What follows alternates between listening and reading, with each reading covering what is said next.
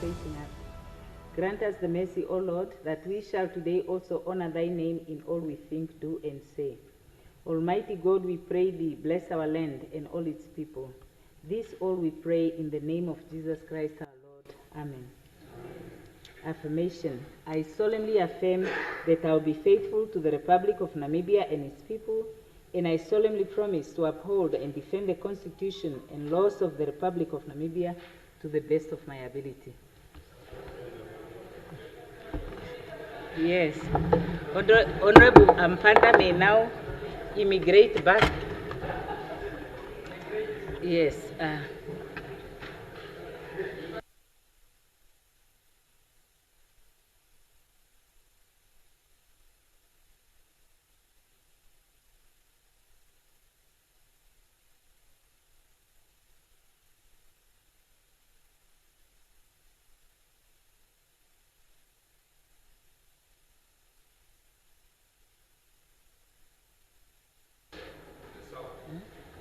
Yes. My speaker. Okay. Yes, Honorable Karupu has the floor, please. Thank you, Honorable Speaker. Honorable Speaker, I lay upon the table for discussion report of the Parliamentary Standing Committee on Information and Communication Technology on the benchmarking visit to the Parliament of Rwanda from the 8th to the 12th of December 2025. I so move, Honorable Speaker. Yes, please table the motion, Honorable. Or the report, rather.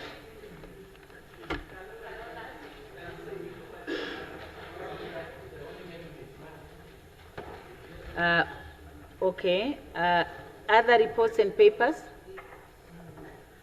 Notice of questions? Yes, Honorable Thete.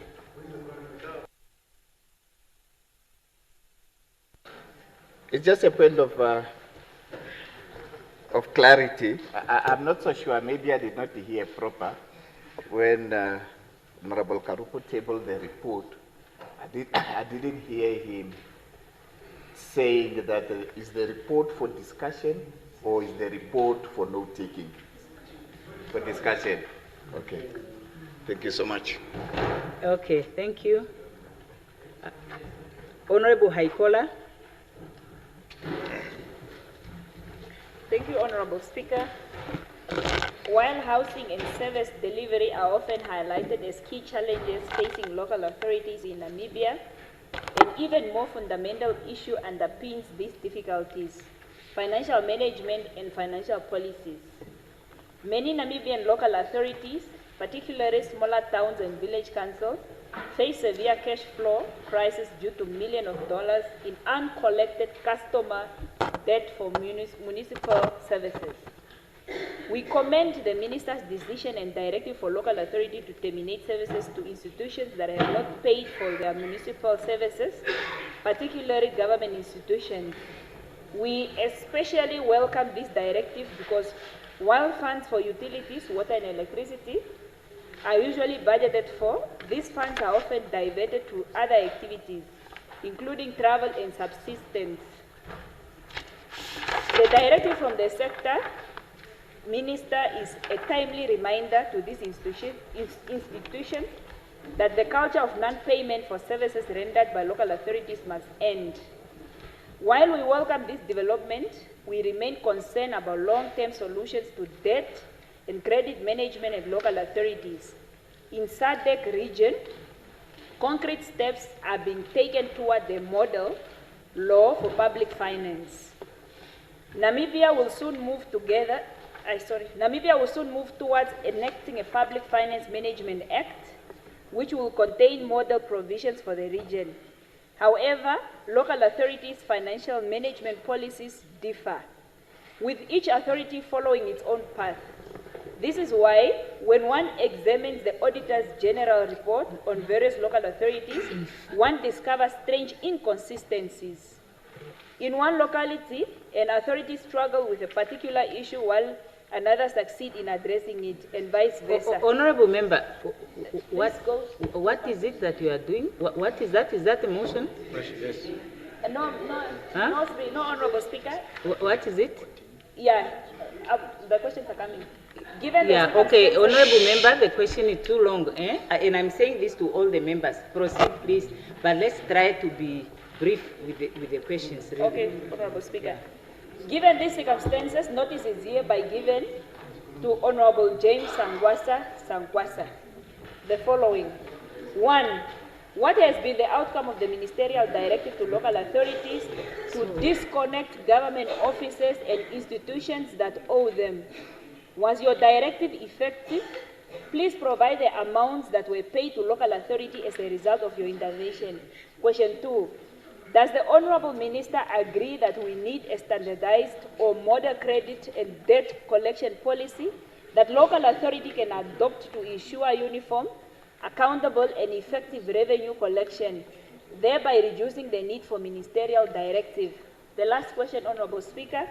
Does the Minister agree that such a model policy can be passed as regulations under Section 94A1 H of the Local Authority Act 1992, Act number 23 of 1992 as amended? It is so submitted, Honorable Speaker. Okay, please table the question.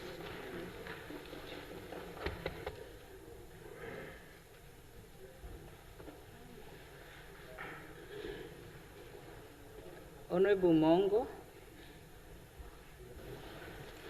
I hereby give notice that on Thursday, the 9th of July 2025, I shall ask the Minister of Agriculture, Fisheries, Water and Land Reform, Honorable Inge Dhamwani, the following. Namibia's food security framework is primarily policy-driven through the National Food and Nutrition Policy, but it lacks a dedicated National Food Security Act that would establish binding responsibilities, measurable targets, and mandatory reporting to Parliament. In the context of frequent droughts, high food import dependence, and persistent malnutrition, these legislative gaps weakens coordination, accountability, and implementation effectiveness. The absence of a National Food Security Act therefore limits Namibia's ability to systematically improve food security outcome. A Food Security Act would convert the current policy intent into enforceable legal obligations with clear institutional mandates and measurable national targets, ensuring stronger oversight and sustained progress. I therefore ask the following questions. Can the Minister confirm whether any institution is currently legally responsible for reporting on national food security outcomes to Parliament on an annual basis? What legislative gaps has the Ministry identified in Namibia's food security governance framework, mainly regarding coordination between ministries responsible for agriculture, health, education, and social protection? Given Namibia's vulnerability to drought and climate shocks, has the Ministry considered legislating minimum standards to strategic food reserves and emergency food response mechanisms? What accountability measures exist when food security interventions fail to achieve their intended outcomes, or when vulnerable communities continue to experience food insecurity despite government programs? In the absence of a National Food Security Act, how does your ministry ensure accountability for the effectiveness of national food security interventions? And lastly, Honorable Minister, would you agree that the current food security crisis in Namibia is partly attributable to the absence of a National Food Security Act that would coordinate food security efforts at the national level? I so submit. Yes, please table the question.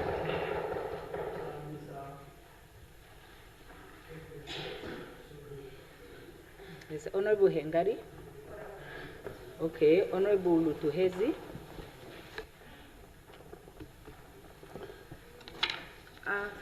Thank you, Honorable Speaker. I hereby give notice that on Thursday, the 2nd of July 2026, I shall ask the Minister of Education, Innovation, Youth, Sports, Arts and Culture, Dr. Sanet Steenkamp, the following questions. The Regional Advisory Counseling and Education, RACE, has reported that 225 grade 10 learners in Kavango East fell pregnant within just 4 months, between January and April this year, with 18 cases recorded at Tulingireni Project School alone, including learners as young as 15 years old. The scale, these pregnancies are deeply alarming and raises serious child protection concerns.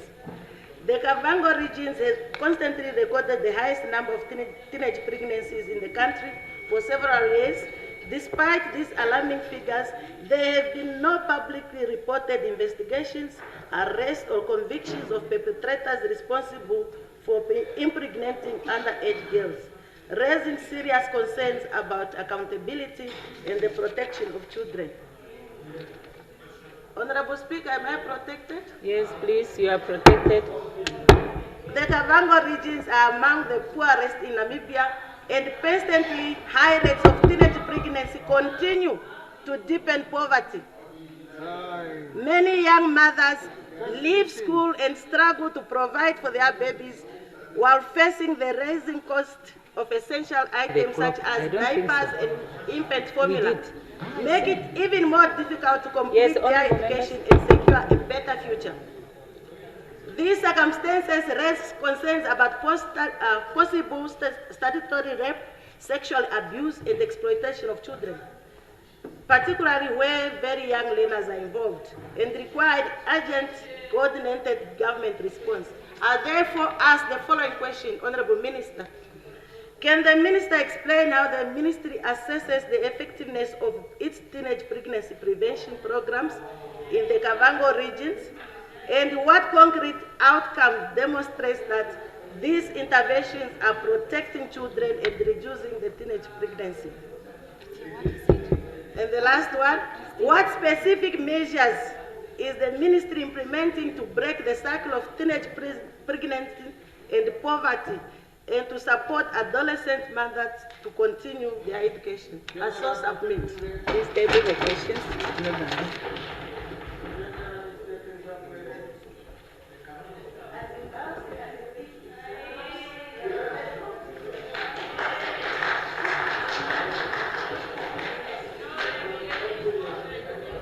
Honorable Mulunga. Agent Oral, Honorable Speaker. Okay. Honorable Brinkman. Thank you, Honorable Speaker. I hereby give notice that on Thursday, the 2nd of July 2026, I shall ask the Honorable Minister of Health and Social Services, Honorable Lovindal, the following questions. There have been growing concerns from some parents regarding the National Immunization Program. Some allege that they are not adequately informed before their children receive routine vaccinations, particularly regarding possible side effects, contraindications, and the process of informed consent. I'm also aware of a case involving an infant who received routine immunization at Calgren Clinic and subsequently developed severe swelling and a significant discharge of pus from the right thigh, requiring further medical attention. I personally observed the child's condition. While I make no conclusion regarding the cause of this incident, it raises important questions regarding the reporting and investigation of adverse events following immunization. I therefore ask the following questions. Can the Honorable Minister indicate the legal basis upon which newborns and infants receive routine immunizations without documented written parental consent, and explain how the Ministry satisfies the legal requirements for informed consent under the Child Care and Protection Act and other applicable laws? How many adverse events following immunization have been reported during the past 5 years, and how many of those were investigated? Lastly, will the Minister table the Ministry's policies, guidelines, and standard operating procedures governing informed consent and adverse events following immunization? I so submit. Please table the questions.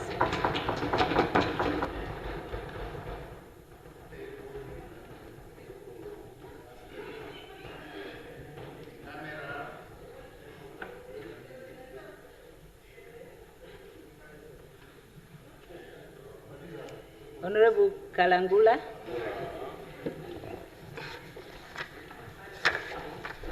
Thank you so much, Honorable Speaker. in respect of accountability and good governance, I hereby give notice that on Thursday, the 9th July 2026, I shall ask the Minister of Works and Transport the following questions. Honourable Minister, it was brought to my attention that the Director of Railway Infrastructure and Acting Deputy Executive Director for Transport contacted several individuals to attend interviews at Road Authority headquarters for consideration for appointment to the boards of directors of TransNamib and Roads Contractor Company RCC. It is further reported that a few days thereafter, the same candidates were contacted and informed that the interviews had been postponed. However, shortly thereafter, the boards of directors of TransNamib and RCC were inaugurated. Honourable Minister, based on this background, I ask the following questions. 1. Were the said interviews for prospective board members of TransNamib and RCC scheduled to take place at the Roads Authority headquarters? If so, why Roads Authority as a venue? 2. How many candidates were shortlisted and informed, and when were the interviews conducted? 3. What recruitment, selection, and appointment processes was followed in constituting the current boards of directors of TransNamib and RCC? And 4. Can the Minister table the relevant records, minutes, reports, recommendations, and other documents relating to the recruitment, selection, appointment processes of the current board of directors of TransNamib and RCC?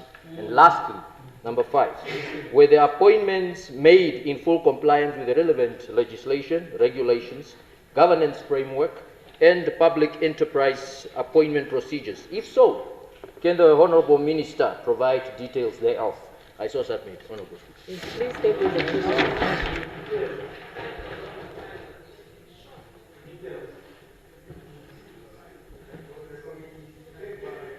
Yes, Honourable Kandorogu. Thank you, Speaker. I hereby give notice that on the 3rd July 2026, I shall ask Minister of Justice and Labour Relations, Honourable Philemon Emmanuel, the following questions. Beifang Mining Technology Service Namibia Pty Limited was registered in Namibia in 2013 and has grown into comprehensive mining service provider with direct foreign investment of 2.2 billion. The company operates under Namibian law, adhering to local regulations while integrating into the community where it works. Its operations include 2 major mine projects, 2 explosive plants, and various other facilities, contributing significantly to Namibian economy, workforce, and local development. Beifang Mining employs over 915 people, with 93% Namibians and 7% Chinese professionals, reflecting a strong commitment to local skills development. In 2025 alone, the company invested over 5 million in training and development, supporting skills transfer, maintaining worldwide class operational standards. Operation and service. The company provides a wide range of mining services, including drilling, blasting, and operational support. Its drilling production division at the Rossing site focuses on accurate measurements, drilling positioning, and operational efficiency. However, to the contrary of the above-mentioned information, here there are many underlying factors of how our workers are being treated at Beifang Mining. Beifang provides contract labor system instead of 5-year fixed-term contract based on the lifetime of the mine. There are international experts that come for understudy program or knowledge transfer to the local for a fixed term of 2 years and to be extended to 3 years, but they end up changing employees or departments to extend their stay in Namibia until they get permanent residence permits. Most of the Namibian employees are not getting permanent contracts, while all the foreigners are the only with permanent contracts. Honourable Member, your time is going. My time. I hereby ask the Minister the following questions. Honourable Minister, have you or any of your labour inspectors ever engaged with Beifang Mining disgruntled workers? And what was the outcome of? If not, when will you engage them? Are you aware that there are workers who lost jobs at Beifang without any disciplinary hearing at all? When are you going to institute a state of inquiry at all the mining industry in Namibia to establish the condition of the workers and how are they implement the Labour Act across the mining industry. Please establish the allegation on how foreign experts are getting their work permit, eventually permanent residence permit, and how AA committee is elected, and provide feedback to the nation. I so submit. Please table the questions. Yeah. No, it's a written notice of a question. No, it's not up to you, Honorable Member. Yeah, but I wanted to say the member was asking very important questions. But when we make our introductions too long, we risk having our questions disrupted. And now I'm forced to extend the time because I don't want to jeopardize the opportunity to have that question answered. Please, let's try and summarize our questions. Honorable Hifikwa. It's oral agent, Speaker. Yes, Honorable Hifikwa, you have the oral. Oh, okay, also it's oral. So the last one is Honorable Lukato, because the time is up now for written notice of questions. My relative sister, Speaker of Parliament, leaders of various political parties, members of Parliament, good day. Today, Tuesday, 3rd June 2026, I hereby give notice that on Thursday, 9 July 2026, I shall ask the Minister of Finance, my relative sister, Honorable Erika Shaduka, the following questions. Shafuda. Point of correction. It has been observed that since Namibia attained independence in 1990, the South African rand continued to circulate and be accepted as a legal tender in Namibia alongside the Namibian dollar. However, while the South African rand are widely accepted in Namibia, the Namibian dollar is generally not accepted for trade and purchase in South Africa, despite both countries being members of the Southern African Regional Economic Forum.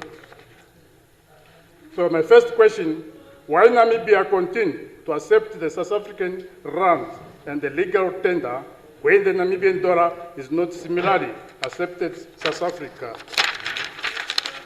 Number two, what economic or monetary benefits does Namibia derive from maintaining these arrangements? Number three, has the government, through the Bank of Namibia, considered ending the acceptance of the South African rand as legal tender and moving towards the excessive use of the Namibian dollar? The last one, Honorable Speaker, Honorable Minister.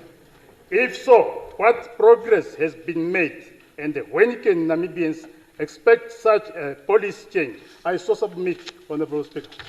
Yes, please table the questions, Honorable.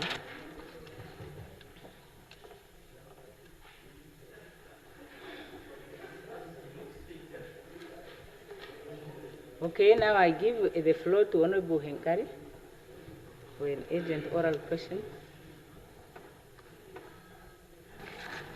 Thank you very much, Right Honorable Speaker.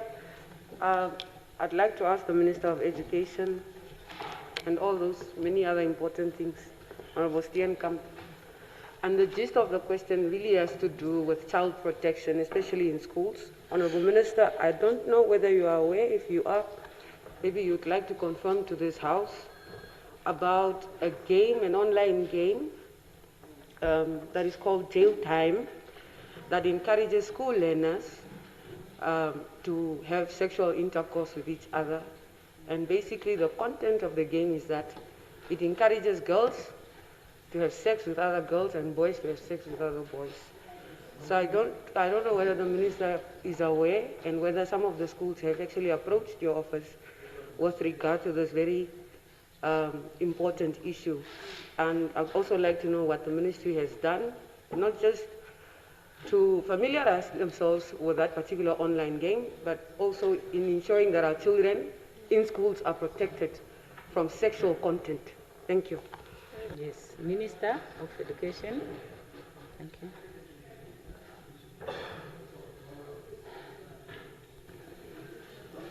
Thank you very much, Honourable Speaker and Honourable Member.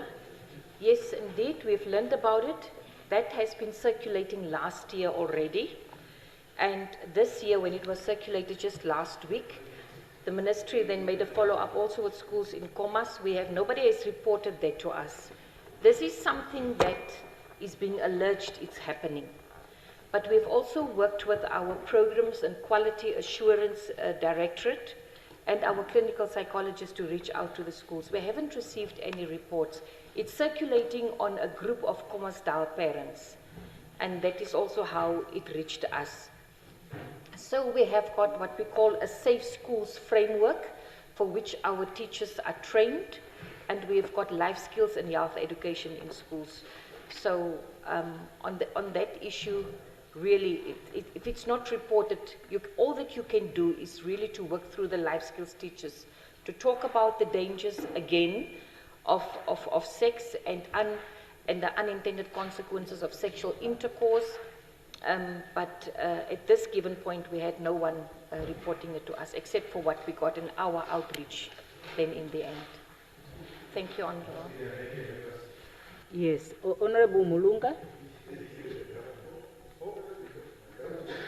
Huh? Thank you very much, Honourable Speaker. Yes, there are I have an two urgent people oral before question you. to the Honourable Minister I don't know. of I Agriculture, Honourable Ingezamani Kamwi. I'm sure the Honourable Minister is aware of the Malus Cormorant Company that has 111 employees that still has not been paid to date. And we thought the issues of the government redress program has been addressed by now, especially after we saw that there was a high-level delegation of the President, Her Excellency, the ministers, and almost the entire cabinet in Swakopmund to address the issues of the fishermen. Yet to date, these issues are still not settled. I'd like to ask the Honourable Minister, can you inform this House that what steps has the Honourable Minister taken to address the issue of this company, Merlus Cormorant, to ensure that they are compliant with the government redress program? Number two, can the Honourable Minister confirm that the 8th administration is failing? Can the Minister deny or confirm if the 8th administration is failing to manage the natural resources when it comes to the fisheries? Thank you. Yes, Honourable Minister. Thank you.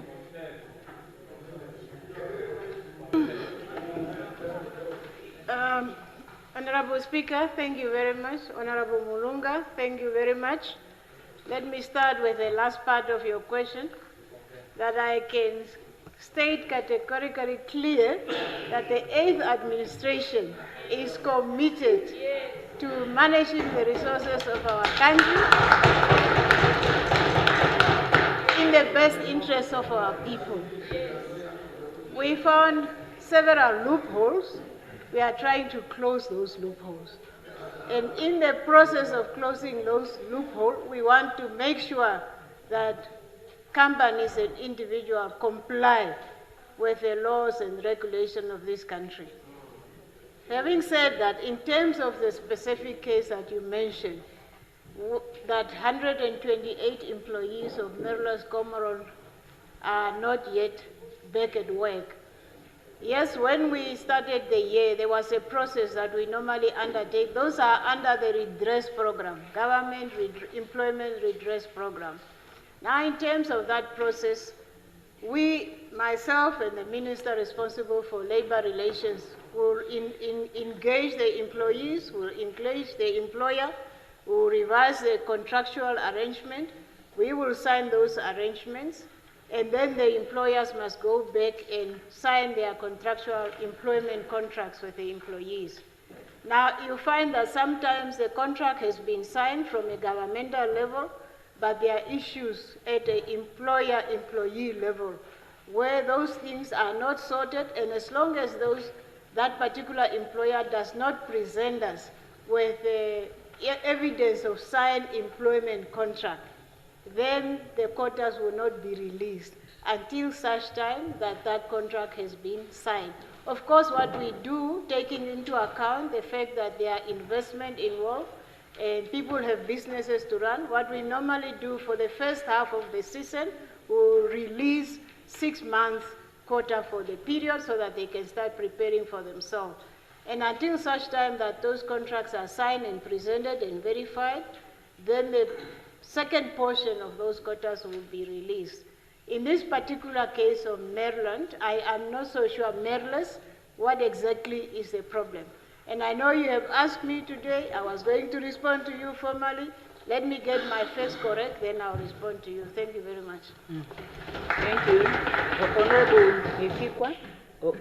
Yes, you have the floor. Honorable Mifikwa. Thank you, Madam Speaker. Yeah, but she was before. I think what happened is the two honorable members, they were on the list. I called their names. They said their questions are urgent oral. And so when they switch off the mic in compliance with the directive of the presiding officer, their names went to the bottom. But lucky enough for them, I had taken the names on a piece of paper. So they were lucky today because I realized that they may commit that oversight. So please go ahead, Honorable. Thank you, Speaker. I appreciate being the luckiest for today. I have an urgent oral question to the Minister of Education, Innovation, Youth, Sports, Arts and Culture. The gist is the placement of learners for 2027. Yes, please.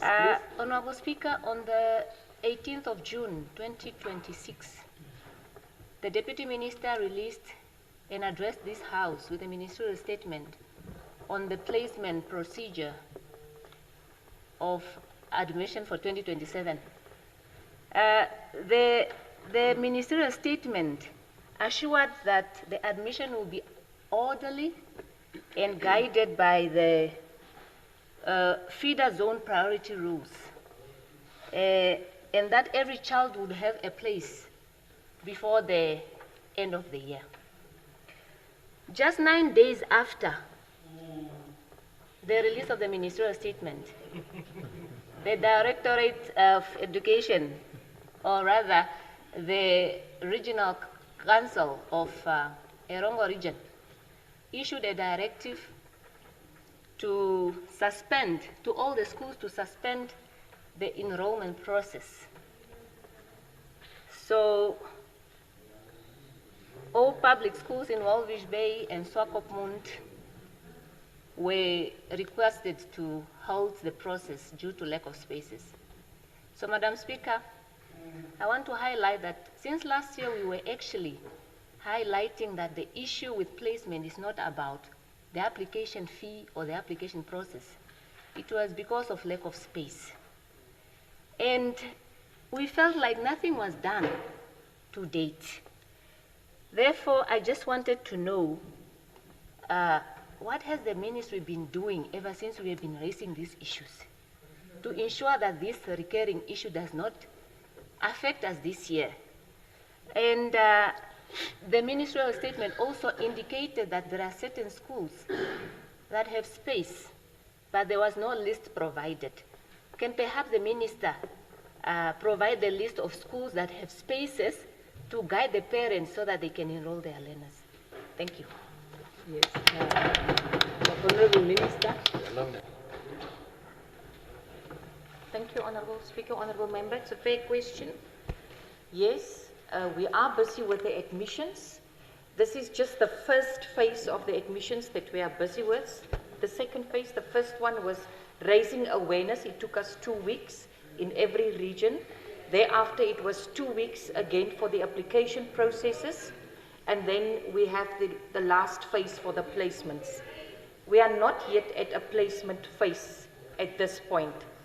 The reason why, and we will be clear, the reason why Erongo stopped it is that they have put it a first come, first base, and that caused panic among the parents. That shouldn't have been the case. What have we done? So our inspectors, our principals and our education officers, the whole regional directorate were reconvening and finding more improved strategies than for parents to sleep outside a school. That is not what we want. So they are working on improved strategies. Secondly, the issue of Erongo is a very special issue. We are busy with a decongesting plan in 5 regions. Irongo is one of them. We constructed schools in Henties Bay. We constructed a school in primary school in Walvis Bay, and we are busy constructing 2 schools in DRC as we speak, a secondary and a primary school. So a lot has been done, but the realities are that schools cannot just say, I am placing the children of only this community. Schools are met with a demand from parents who are still moving from the one place to the other outside of the enrollment area. So those are the realities. What are we doing? We also have to see how best can we make more spaces available for pre-primary as well as for children in the kindergartens, that is the early childhood development. But I can assure you that children will get spaces, Honourable Member. They might just not get the spaces there where they wish to have the spaces. So the 5 regions, we are decongesting it. If a school had more than 1,000 or 1,200 or 1,500 learners, we are trying to decongest it by constructing extra classrooms or schools as we did in Irongo. And yet at Irongo, you will, for every year, you need to construct at least 3 schools, because at average, it's 2,000 learners that came in from outside every year. Thank you very much. Yes, Honorable Benani. Honorable Speaker, permit me to ask a very important question of governance to the Right Honorable Prime Minister, leader of government business. First and foremost, as a prelude to the question, Prime Minister, the reason why I call you Prime Minister is because you have received, your party has received a mandate to lead, to be in public office.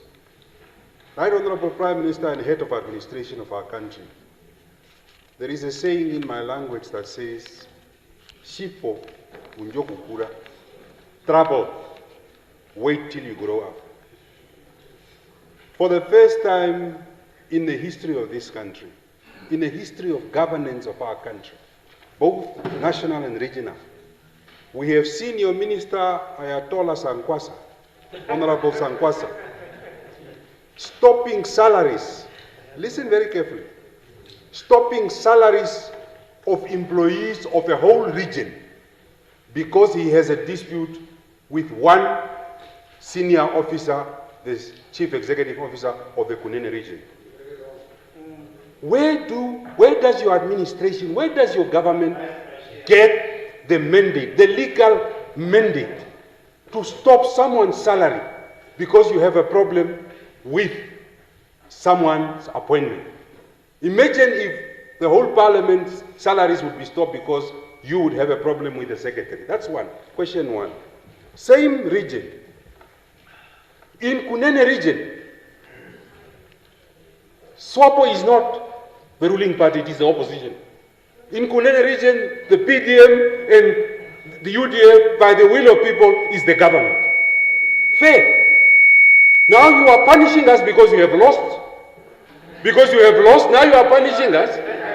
Yes, you are punishing us. Today the law, listen, the constitution of our republic under Article 110, read with Article 110(6) and read with 110A, says a state of the regional address shall be addressed by a regional governor whom we respect, who comes a product of this party, a product of this party, a product of this leader, not your product, my product. For him to listen, Speaker, give me the floor. Give me the floor.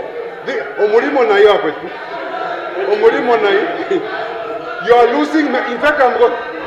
Honorable Speaker, the Constitution says, for you to address the State of the Nation address, the President must come to Parliament. The Parliament must sit. For a governor to address a State of a regional address, the Regional Council must sit. The Regional Council of Kunene has... Honorable. This is a very important question. No, Honorable. No, you can't deny me asking this question. You can't deny me. So, how is the SWAPO government that wants respect from us, that gets respect from us, is failing to give us respect when we are governing? What kind of democracy do you believe in? And what rule of law are you applying? And why are you selective with the rule of law? You are losing members as we are speaking. Because those that you have stopped salaries, that were your members, are joining PDM over this weekend. How much money are you going to do? That's the most immature way of running a country. Honorable member, Honorable Venani. Honorable Venani, the rules.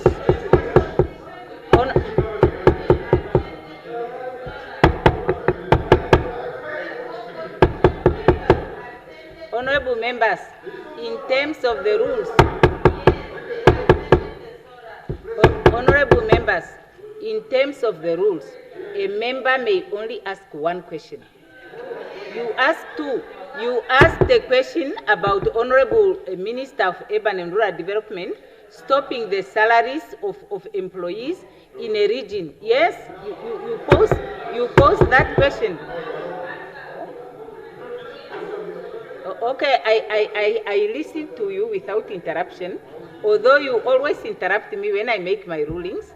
But the honorable member, you raise two issues. You raise the issue of the minister supposedly stopping the salaries, which is unlawful, and then you raise the issue of a governor delivering a State of the Region address outside of a regional council meeting. No, there is only one question that is going to be answered, and that is the question of the salaries. Honorable Prime Minister, you have the floor. Thank you very much, Honorable Speaker. Thank you, Naina, for the question. I don't know why you get worked up. Let me come now to that one. Understand it. I'm just saying it's a fundamental issue. Okay, can we now hear the Prime Minister answer the question, please? It's a fundamental question. In fact, it was a question that was already put through Omes Somayev before, to which we responded. So I think, in short, this is not an issue that we can politicize with.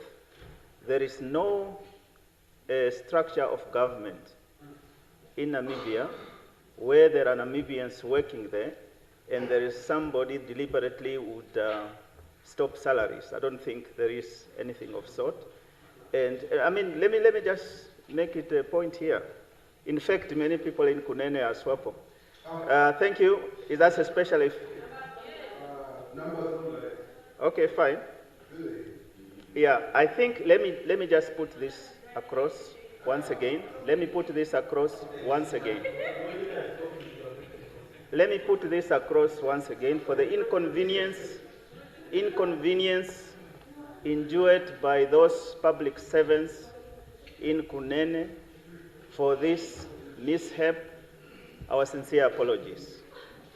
And we want to make it very clear.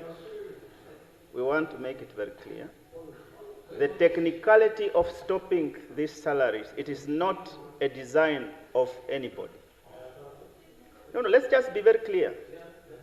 We got letters from Kunene Regional Council. And these letters projected a certain narrative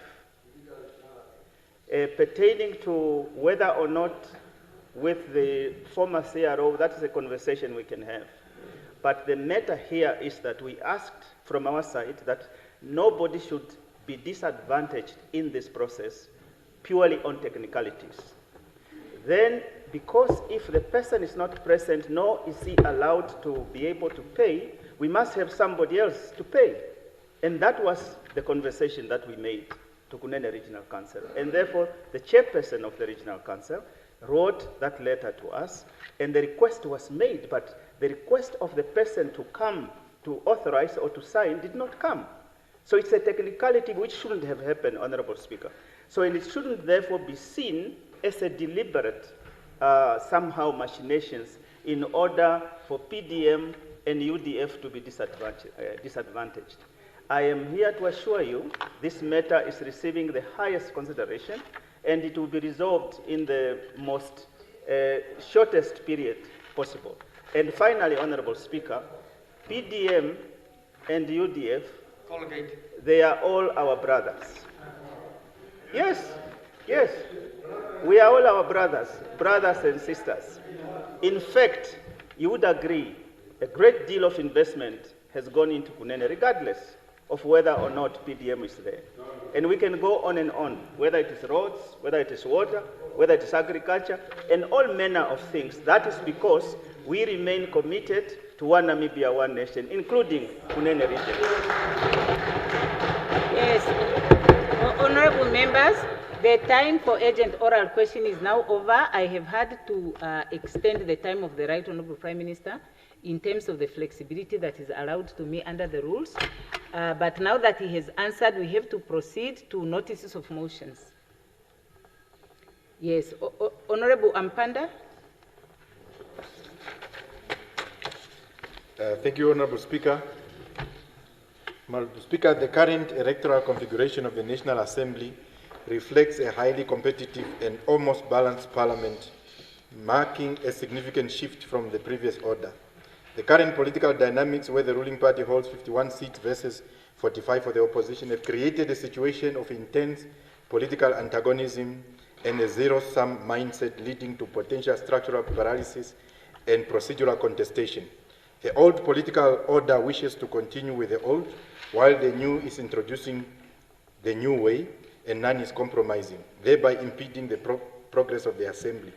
The principle of consensus does not signal weakness, capture, or capitulation, but rather a sound understanding of political space and the balance of forces, facilitating a positive sum outcome through negotiation and cooperation.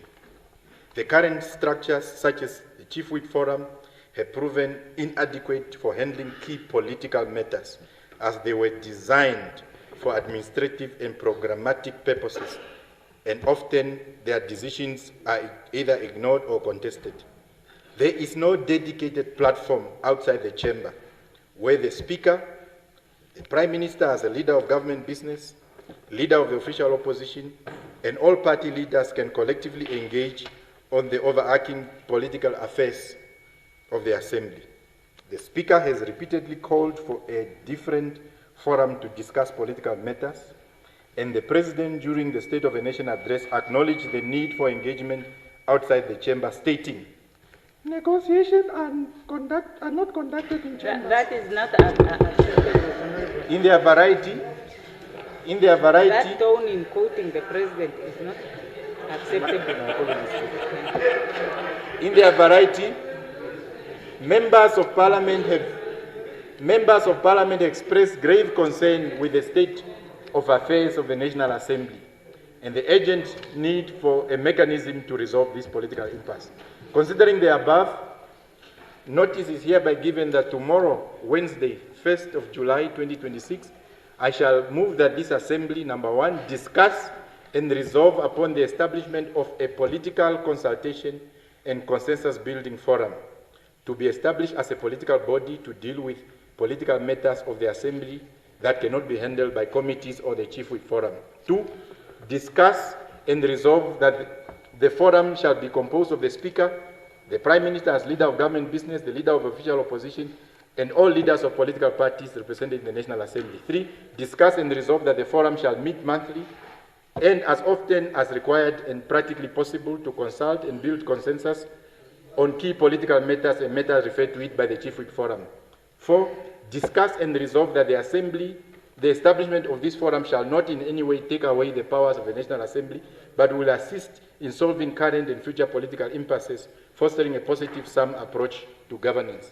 I urge that this motion be treated as an urgent motion. Thank you, Honorable Speaker. Yes. Okay, Honorable Anpanda, you may table the motion. The House will decide on its contents, because I will not make a ruling on it. I will just put it on the agenda for discussion. So table it, Honorable Member. Yeah, I hope you have withdrawn that quoting of the president. Yes, yes, Honorable.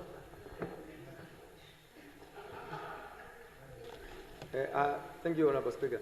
I heard the Honorable Member at the conclusion have moved that the Assembly regard this motion as urgent. And I did not hear now the pronouncement. Whether is that also the context in which the Speaker have indicated, you look at the content of the motion, or that the silence of the Speaker on the urgency, it means then the House consent that it's urgent and must be handled as such. I just want to have that appreciation. Yes, okay. The agency part, I will have to defer, because as far as I'm concerned, you can move a motion to be discussed instantly on the basis of agency if it meets certain requirements, or you give notice of a motion if it does not meet the requirements of that agent motion, as was the case with the other motion that was moved the other day that was not admitted. But I would read the content of this motion to see whether it's quoting a certain rule that warrants that it must be treated in a different manner than other motions. So for now, it's just admitted for tabling.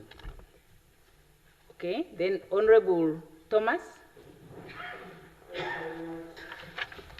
Honorable Speaker, honorable members, good afternoon. Good afternoon. In terms of good life, person's life protection, from so many lives have lost in Namibia, no way discovered. On Wednesday, July 7, 2026, I shall move that this August House discuss and refer to the relevant committee under the National Assembly Standing Rule 76 for Parliament possible to advise the government to appoint Commissioner of Inquiry on a missing person and a higher level investigation with power to subpoena and take advance and make binding recommendation in terms of Article 63 of the Namibian Constitution, read with the Article 6 of the Constitution protection of life, which guarantee the right and the life and dignity. Article 8, protecting of person's life, must also be considered. I so move. Yeah. The motion.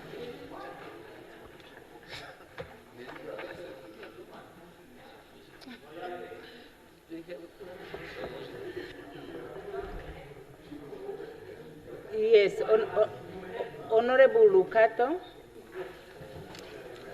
Honorable Speaker, Member of Parliament, today, Tuesday, 30 June 2026, I hereby give notice that on Tuesday, 7 July 2026, I shall move that this August House discuss and agrees to table the motion on the installation of solar panels energy as the alternative source of energy in rural areas, informal settlements. I so move.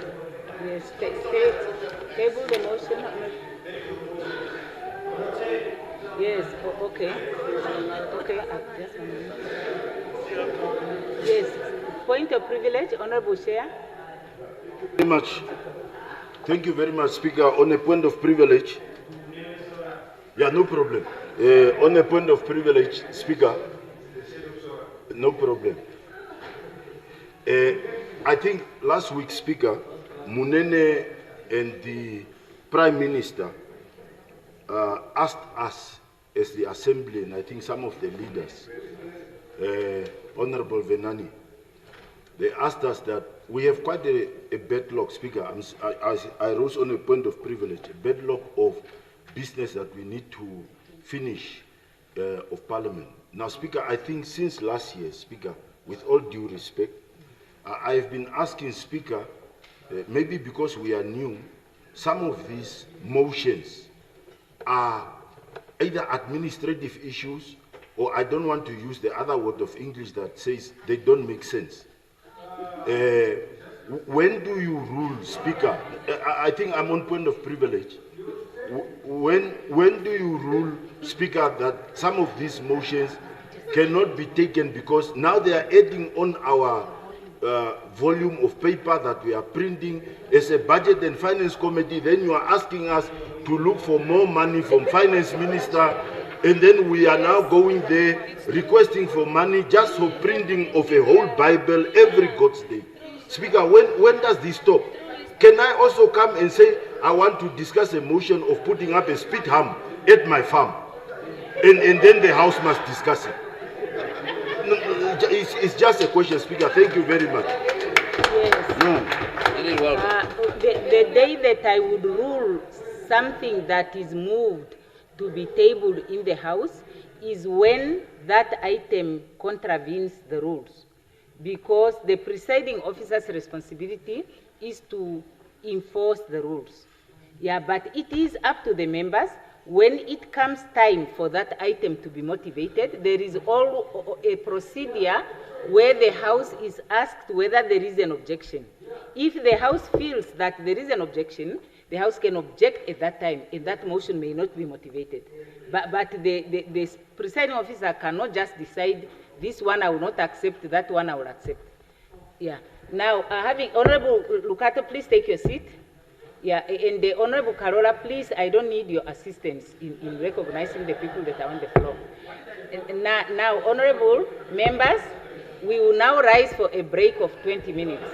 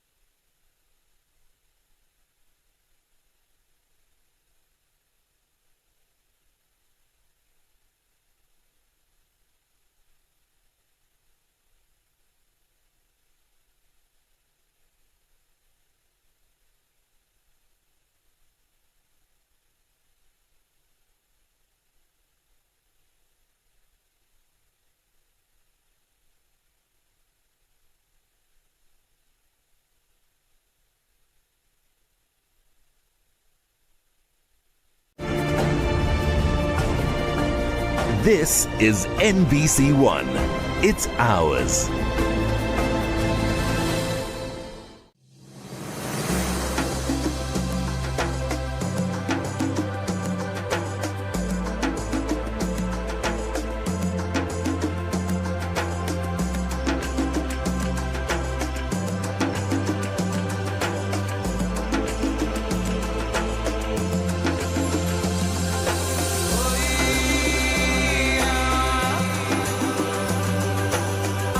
Oh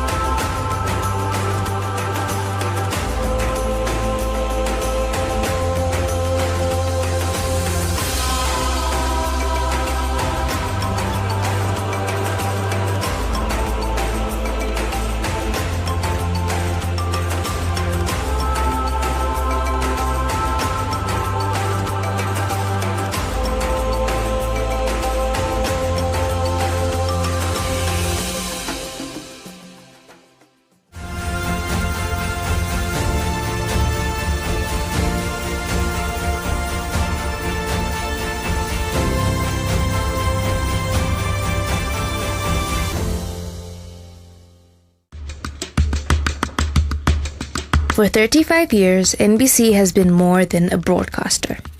It has been the voice that entered our homes before dawn, the face that greeted us in the evening, the informer that carried our joys and history. For some, NBC is a childhood memory. For others, it is a trusted companion.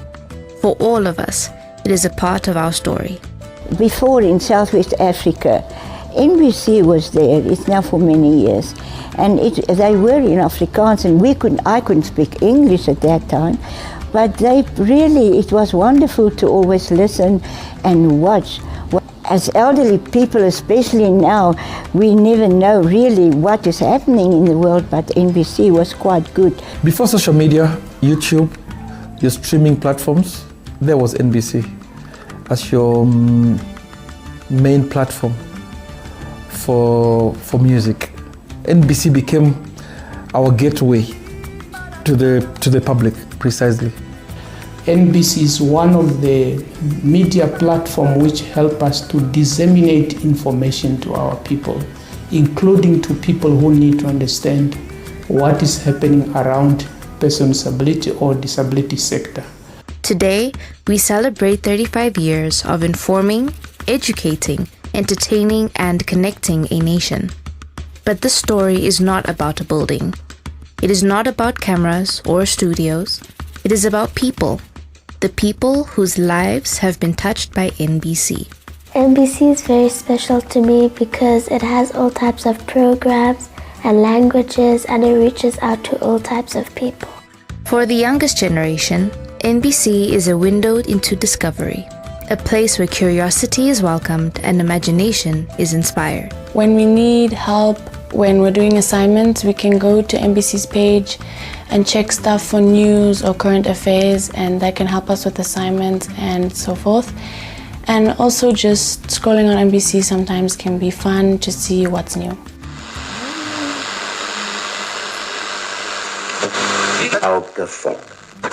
I listen to national radio, the People's Parliament. That's one of the program which I listen mostly.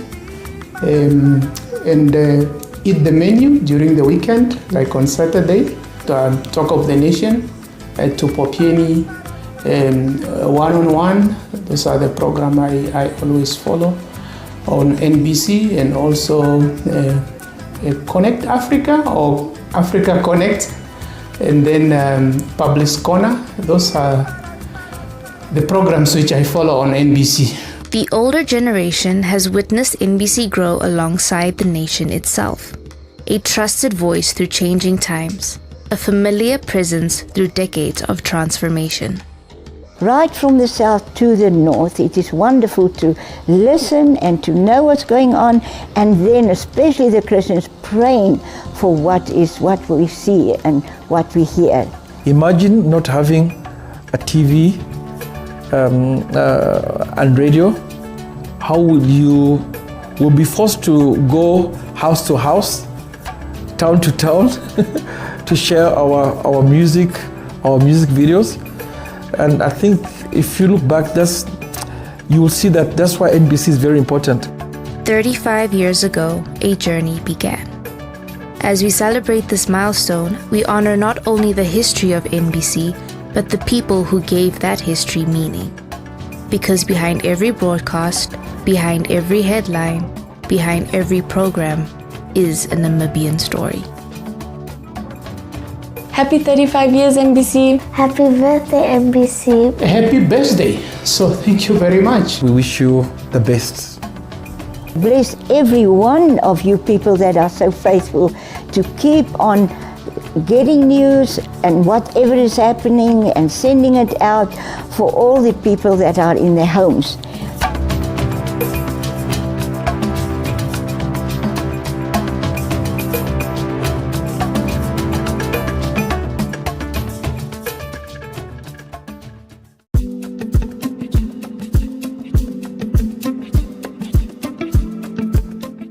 My name is Richard Derawa. I'm a final control operator. Basically what we do here at Final Control is we get to put all the programs that you see on air. We are responsible, we are the final stop at NBC TV. So we get to put it on air. I enjoy my job. We get to be responsible for being the final stop when it comes to the TV programs, the TV shows that you get to see on air. So we put everything on air. We make sure the visuals are good. There's no breakups. We make sure the sound is also correct and fine. If there isn't, then we get to adjust here and there. We follow a playlist and a schedule that we make sure that 8 o'clock starts at 8 o'clock. We are also the link from the studios when they have to go live, your live programs, they get to communicate through us to put them on air. Your live soccer, we are the ones who get to put it on air. So I but I really enjoy my work because I get to be part of the whole production, to be the final stop, to make sure everything is correct when we show it out to the viewers. Final control, FCC, this is where I work now. But when I started at NBC about 13 years ago, plus minus 13 years ago, I started as an intern all the way from the college, worked with the sports department. I worked with the Content Hub, was an editor, used to direct as well in the studios. But as I finished my internship, I came back to NBC. They allowed me to come back and I started off with TV services. I used to be a content assessor. So I used to make sure that the content is correct. And we were sort of the stop before FCC. So from there I grew to what, from being a content assessor, I was like, I would love to work in FCC one day, and the opportunity arose and I'm here. I actually love it. It's the freedom, the family base. We call ourselves as a section here. We get to say we are a family because we are a dynamic, powerful group of people that work together really, really good. So I enjoy working in FCC. I enjoy being the final stop or being part of the final stop before the viewers get to see what is it that NBC is producing. And in 5, 4, 3, 2, 1, you are live. Sometimes when I'm asked, what do you do at NBC? And I get to tell someone, no, I'm in final control. I'm a final control operator. They tend to wonder what exactly it is. And I always have to explain that no, we are the final stop, we put everything on air. But here we get to also make sure that everything is on time. Everything is accurate. I got to learn how to do this, not from the college. At Final Control here, I got to learn here from NBC on job training. We got a new system as well now that we're enjoying. Beautiful perks. And we got to be taught here on the job for about 2 weeks. We went through training. So I enjoy it because they really give us the freedom to learn and to develop and advance our skills as final control operators. So I enjoy it. And as well as last year, we had the opportunity to even just go to was it SABC, to just go also learn what do they do or how do they do things there and how can we improve ourselves as NBC and also our skills. So I really, really enjoy it here. And thank you to NBC to giving us the privilege to advance our skills. So basically what we're doing here, we busy putting in the rebroadcast of Eye on SADC that ran at 1:30. So we get to make sure it transcode, it's going on air by 3:30. So we also get to make sure that the crawls get to run, the information that the viewers get to read, what is going on or what is happening at the moment, what you see written on air there. We are responsible for that, putting it on air. The live branding, you get to put the live branding just to make sure that what you're watching is live. We also put the rebroadcast just to let the viewer know that no, this program ran already, but we are rebroadcasting it. So we inform the viewers by putting on the rebroadcast ID on and the NBC ID as well to know which NBC is it that you're watching. So we're kind of responsible for that. And now what we're doing as well is balancing. We're balancing the programs so that they start on time. If there's a certain program or a show that they enjoy watching and it's at what certain time, I cannot start it late because they're looking forward to it. And I also cannot start it too early because then they will have missed a part. So we make sure we start on time.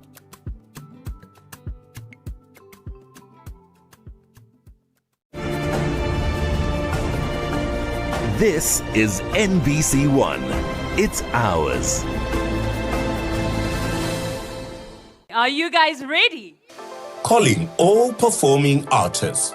Are you a musician, MC, or cultural group ready to showcase your talent on one of Namibia's biggest stages? Then this is your moment. Audition to be part of the Miss Namibia 2026 pageant in Gobabis and join a spectacular celebration of beauty, culture, and diversity. Audition dates: Gobabis, 27th of June 2026 at the Kalahari Convention Center from 8 o'clock in the morning to 1700 hours. Ventu, on the 4th of July 2026 at the NBC headquarters, Cullinan Street, Northern Industrial, from 8 o'clock in the morning to 1400 hours. For more information, call 081 277 8624 or 081 466 1020. Miss Namibia 2026, where roots meet royalty.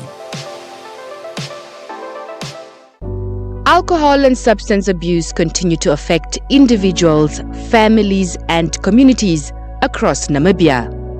But what is driving this growing challenge?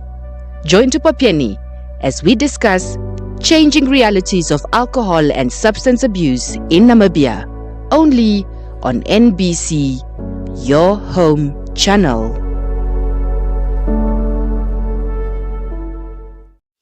From the heart of the Kavango East region, Rundu comes alive as Namibia's public enterprises unite for the 2026 Public Enterprises Games. From the 2nd to the 4th of July, colleagues become teammates, competition builds camaraderie, and sport brings us together. Celebrating unity, wellness, teamwork, and excellence across Namibia's public enterprises. Join NBC as we bring you the action, the stories, and the spirit of the games. The Public Enterprises Games on your national broadcaster. NBC, it's ours.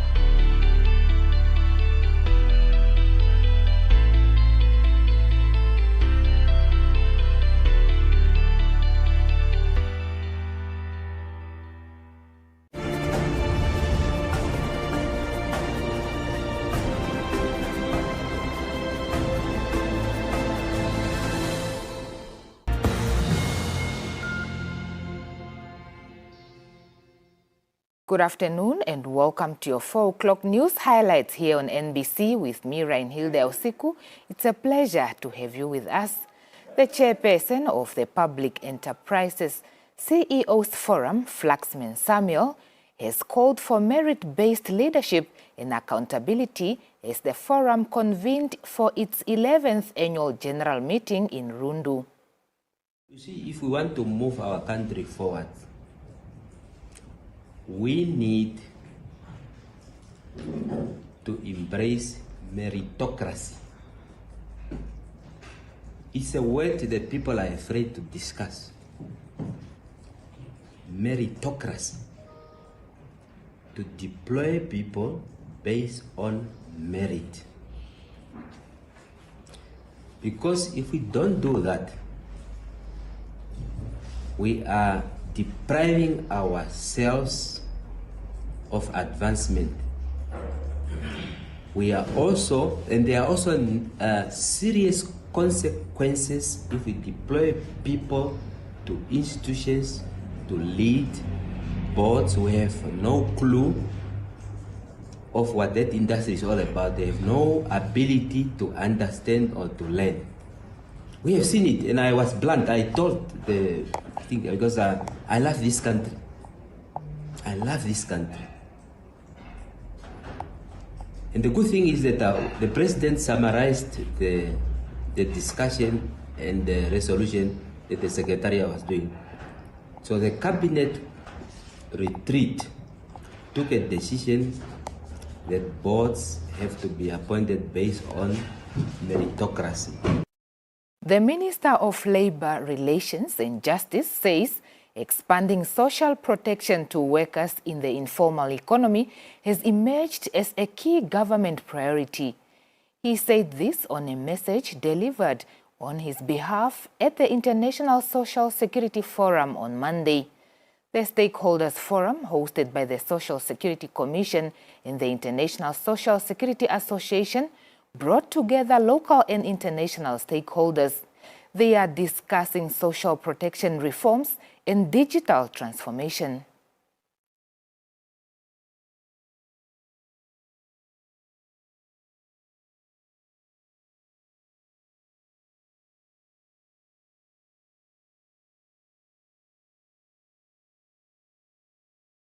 The minister specifically pointed out the fact that there is a need to provide social protection to workers in the informal economy. Because as we currently have it, our laws do make provision for people who are formally employed to be provided with social protection, with pension, with medical aid funds and such. But the people who are working in the informal economy do not enjoy that kind of protection.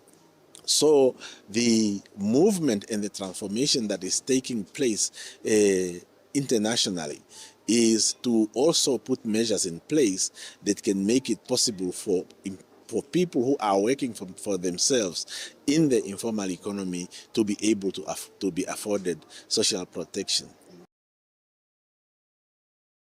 Namibia Institute of Public Administration and Management, NIPAM, has begun implementing projects under its 4.2 million local authorities support program. It started with a strategic management workshop aimed at strengthening governance and planning in councils across the country. The funding was raised during NIPAM's inaugural Prime Minister's annual Charity Foundation Gala dinner earlier this year to support under-resourced public institutions, particularly local authorities requiring governance, planning and technical assistance.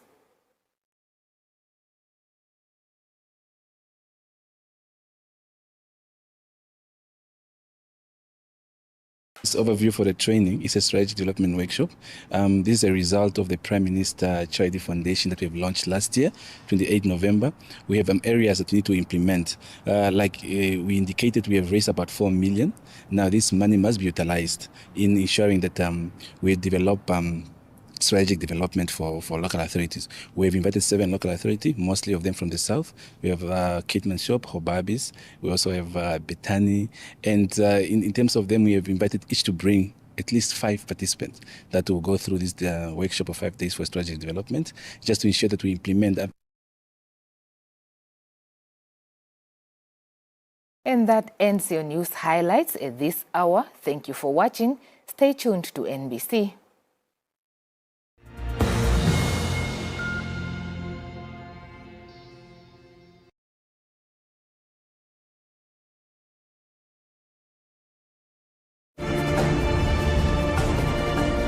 This is NBC One.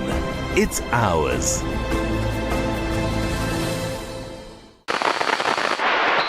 Happy 35th birthday, NBC. It's ours.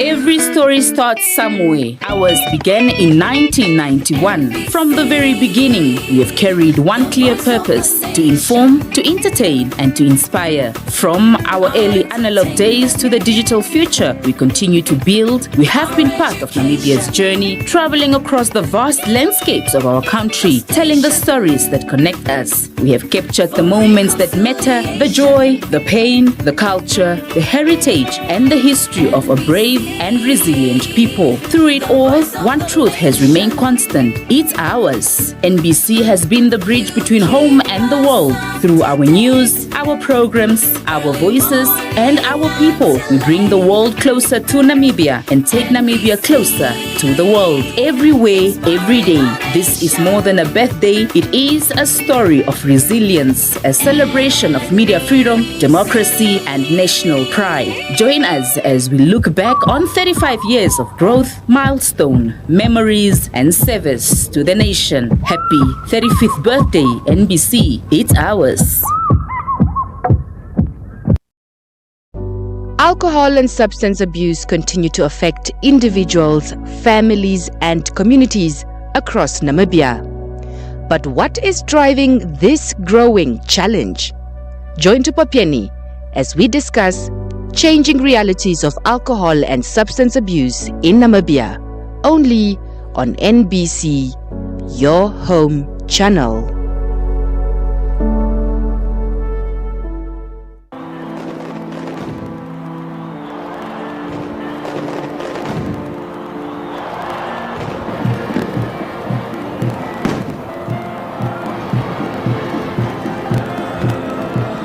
As Namibia marks 36 years of independence, the country continues to reflect on the institutions that have shaped its democracy. At the heart of Namibia's lawmaking process is the National Assembly. Since independence in 1990, Namibia had 4 speakers who have guided debates and ensured that Parliament functions effectively. To what has just passed in the last minute, I shall, without putting question, invoke Rule 52. From Dr. Moses Chitendero, Namibia's first Speaker of Parliament, to Dr. Theo Ben Gurira.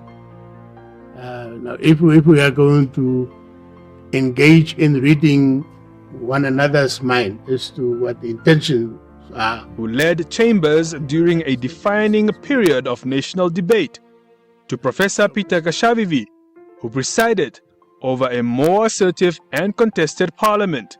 Honourable Member, please continue with your intervention, please. Okay, thank you. Order. Speaker. Let's have order. And today, Sarah Kurongelwa Amadila, the current Speaker, guiding the National Assembly in a new era. In fact, that item was not supposed to be on today's order paper.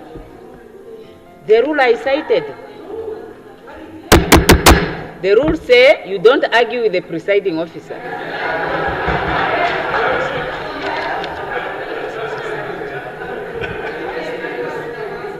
But beyond presiding over debates and maintaining order in the chamber, what exactly is the role of the Speaker of Parliament? The Speaker has a very important role because the Speaker basically is responsible for all the processes and procedures in the National Assembly. We have 2 houses in Parliament. One is the National Council, the House of Review, and the proceedings are usually overseen by the chairperson, and in the National Assembly, it's the Speaker.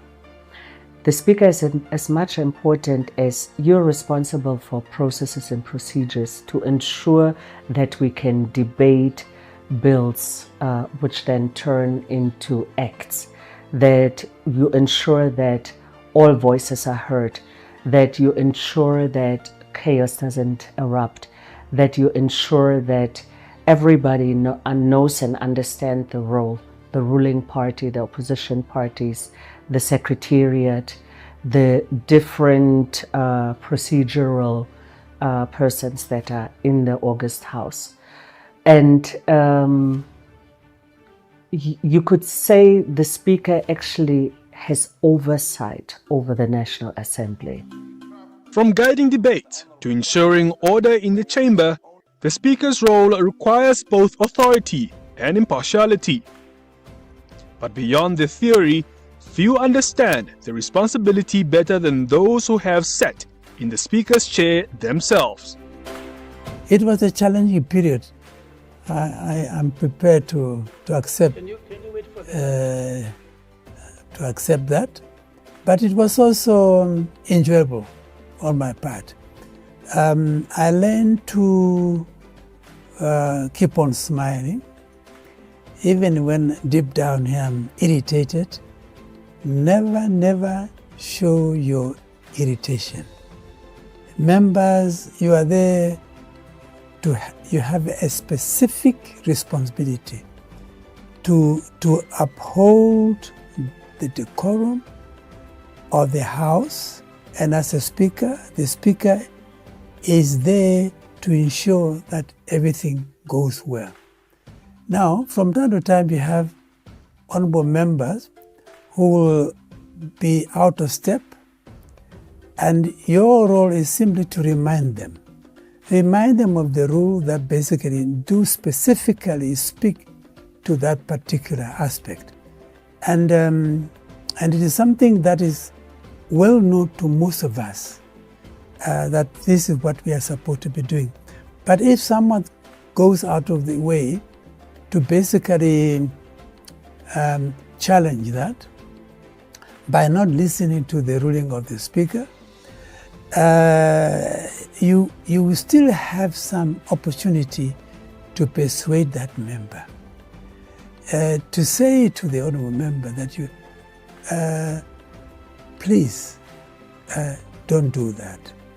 You still have an opportunity either to withdraw a particular remark or to apologize. It's all about our collective commitment to uphold and to respect the decorum of the House. As the nation continues its democracy journey, the role of the speakers remains vital in shaping how the nation debates, decides, and governs itself. A very good afternoon and welcome to your 1 o'clock midday lunchtime news bulletin on NBC. Artificial intelligence is transforming how stories are told, making journalism faster and more accessible, a tool to inform, to question, and hold power accountability. A fearless voice, a light that informs, questions, and protects the truth. But now, a new force rises: artificial intelligence. A double-edged sword capable of uncovering the truth or distorting it. Journalists should know that AI is a tool. It is not something that will give them a final product or output that they want to report on. If they know that the news that they are reporting is of high quality, then definitely they are doing it the right way. So AI is a tool that's there to assist us. Artificial intelligence will contribute, one, that people will be able now to, one, write things about their freedoms, write things about their society, say things about what they are doing currently. AI will just help them to source extra information. It will also help them to be on alert of things that are likely also to affect press freedom. It can investigate faster, help journalists dig deeper, help editors refine stories in seconds. But it can also create noise, misinformation, deepfakes, doubt.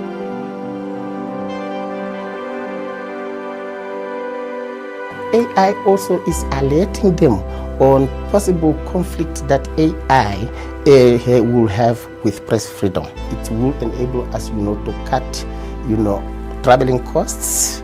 You can now get information, from a distant, environment, and you get it within a short period of time. So, the dilemma is clear. Does AI weaken press freedom or make it stronger? Artificial intelligence is transforming how stories are told, making journalism faster and more accessible than ever before. It helps reporters move beyond limits, breaks barriers of time, distance, and language. It amplifies voices, protects stories, and strengthens the reach of truth. Help move beyond limits. Don't say always whatever that you find on AI, it is reliable. If you use AI and you did not check how authentic is that specific information or data that you would like to include in your reporting, you are likely to report things that are not relevant and they are not part and parcel of that specific community. Artificial intelligence, one thing, it's here to stay. Secondly, yes, it is aimed at creating more opportunities for us to be able now to have access to content, to share the news, to share content, to come up with new, reports that we can share with the community. The answer lies with us, because in the right hands, AI becomes power. It helps reporters move beyond limits. It amplifies voices, protects stories, and strengthens the reach of truth. Press freedom has always been the voice of the people. AI doesn't replace journalism, it supports it. Because press freedom is not technology, it is integrity. And when human truth leads and AI supports, press freedom doesn't fall, it rises.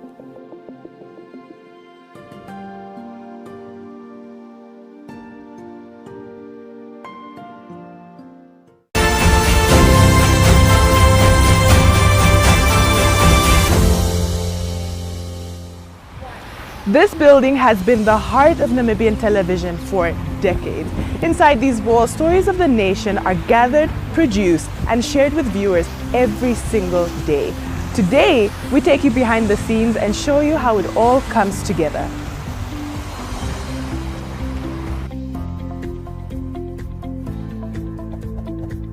The newsroom is the engine of NBC. This is where journalists, producers, editors work around the clock to bring you the latest news, locally, regionally, across the continent and beyond. A typical day in the newsroom, it means the newsroom will be empty on that day. That means that reporters are out in the field getting stories. And when it's crunch time, it means everybody is running around panicking, trying to put a bulletin on air. Every program you watch at home originates right here in one of our studios. From news bulletins to cultural programs and your favorite shows, this is the space where Namibia's stories are told. Broadcasting is a visual medium, and none of what you see on TV would be possible without the lights department. Lighting! This department ensures that every frame is perfectly lit. Lights, camera, action. Lighting department is a department where we are exposed to different environment, where a lighting engineer is expected to be creative in both sections, which is outdoors and indoors. Thank you. Every image you see on NBC passes through a lens, and behind that lens is a camera operator who has spent years perfecting their craft. The camera department is responsible for all visual capture, from studio broadcasts to field productions across the country. Whether it is a live news bulletin, a presidential address, or a documentary in the field, the camera team must be ready for any environment, any light condition, at any time. What I do as a camera operator is bring the producer's vision to life and not just press record.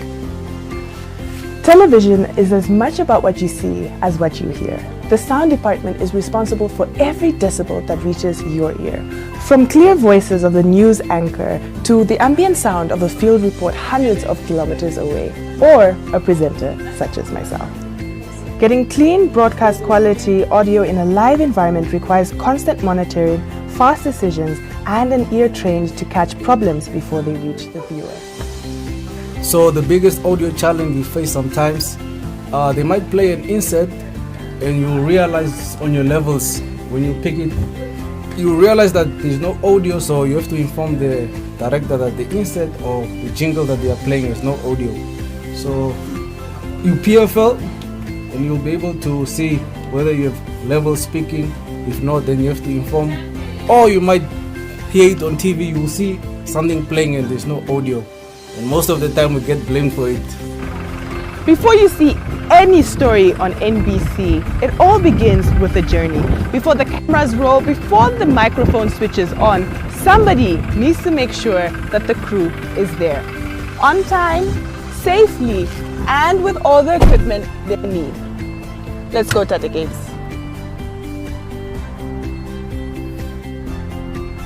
Before there were servers and streaming, there were tapes. The NBC archive is one of the most significant records of Namibian history, holding footage that spans from Namibia's independence up until today, including Namibian historical events, documentaries, and shows you know and love today. All of the content that our crew creates and produces has to be stored somewhere. Our colleagues at Archive ensure that all the content produced is stored and organized properly.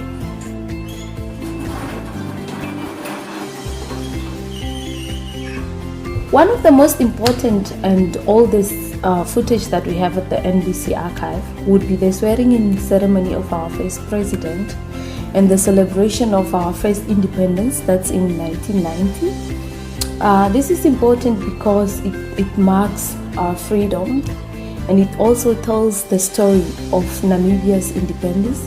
Before any content reaches your TV screen, it passes through this room right here.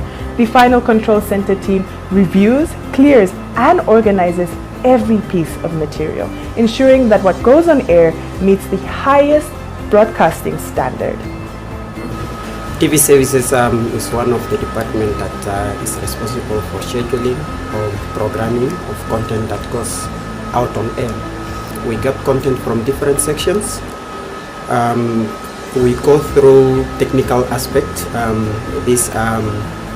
the video quality, the audio level, and if there's something wrong with the program itself, we flag it or send it back to the producer or editor that are responsible for this content.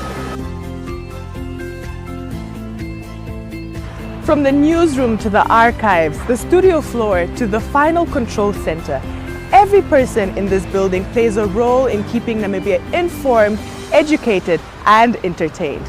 This is NBC, and it's ours.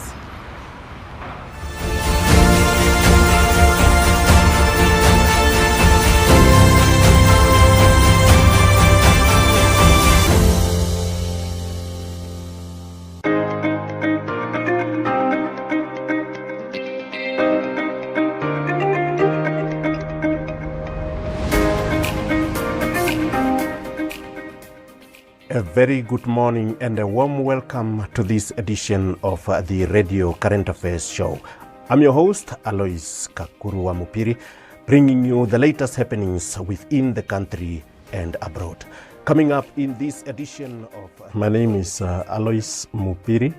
I'm the Assistant Executive Producer for Radio Current Affairs, making it the Supervisor for Radio Current Affairs programs and content, meaning it's the whole desk. I actually started my journey here at the NBC as a trainee a long way back. That was in 1999. Afterwards, I left the NBC to go join the University of Namibia in the year 2000. In 2003, I was employed as a permanent employee of NBC at the same desk, Radio Current Affairs.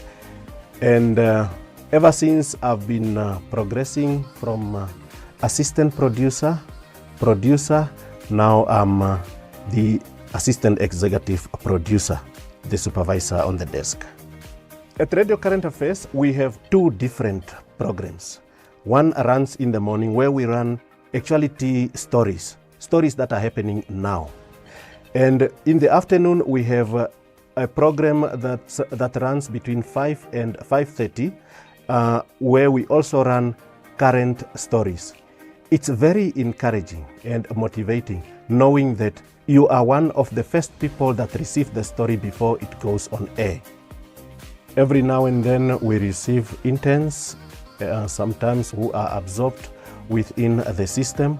So we actually make sure we give them whatever information is needed. Whenever there's workshops or training that is available, we make sure our juniors are given the opportunity to go and learn whatever they can learn from the events so that they implement whatever is there.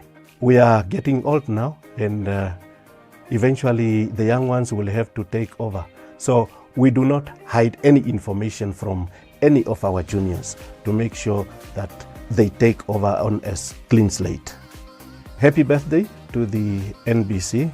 Keep on doing what you can do best, that is giving out factual information. We all know that when information comes out on the social media, people would always wait for the 8 o'clock bulletin, for example, or to listen to the NBC radios in order to verify whether the information is correct or not. So NBC, stay being a reliable content producer and content relayer.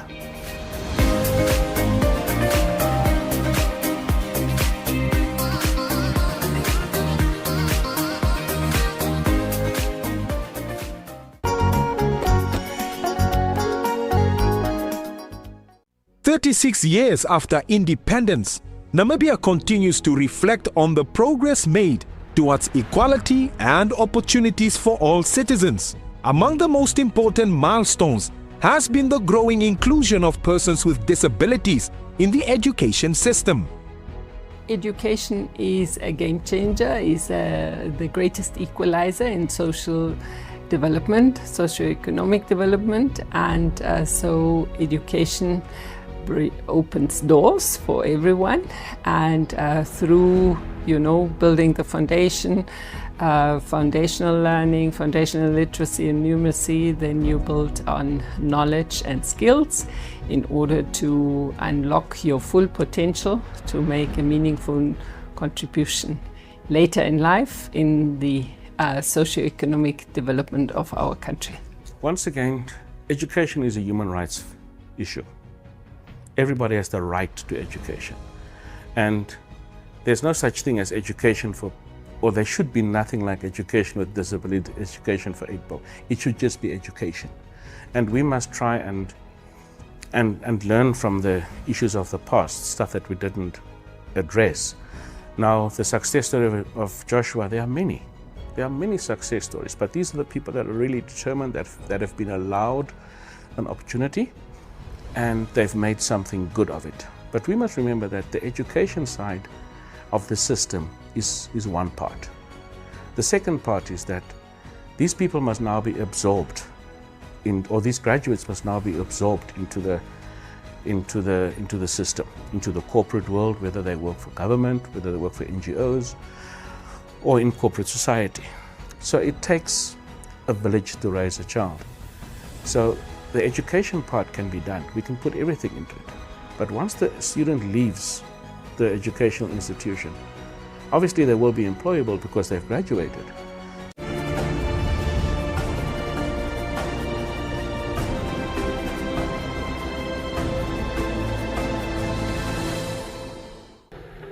Now we proceed to...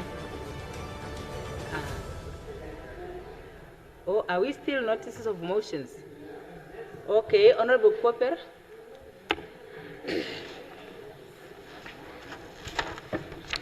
Honorable Speaker, I move without notice that leave of absence be granted to Honorable Evelyn Mavasis Tayele, Honorable Esperance Lubindao, Honorable Emma Theophilus, Honorable Franz Kapofi, Honorable Erika Safuta, in terms of Rule 124B, read together with Rule 76.1 of the Standing Rules, Orders and Internal Arrangements on Official Duty, from the 30th of June to the 2nd of July. I so move, Honorable Speaker. Okay, table the motion, Honorable Member.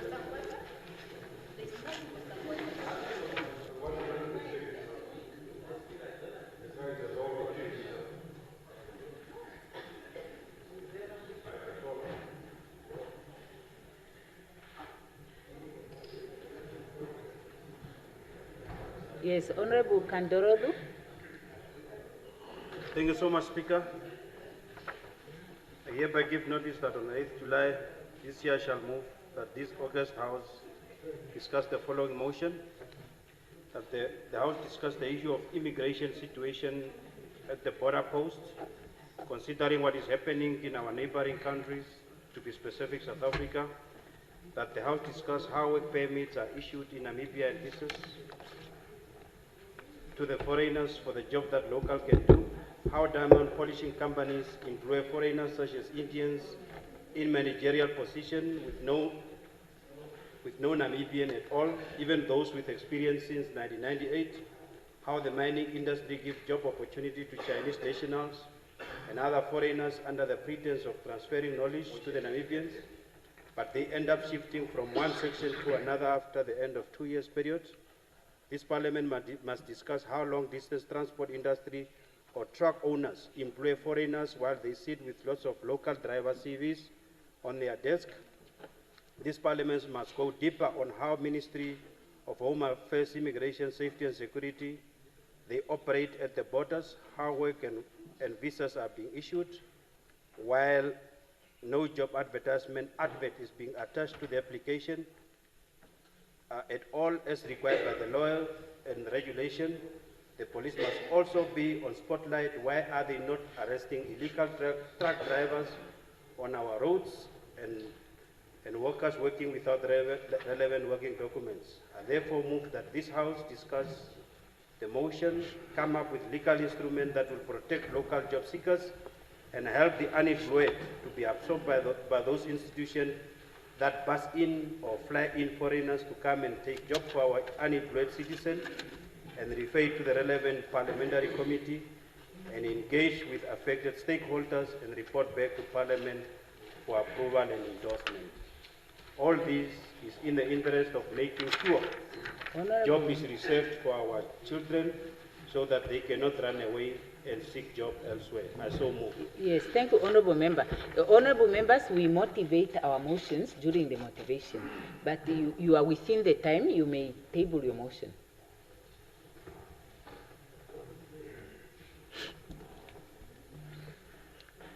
Okay, now we proceed to ministerial statements. Any ministerial statement? Okay, report from the Committee of the Whole Assembly and consequential proceedings. Orders of the day. The Secretary will read the first order of the day.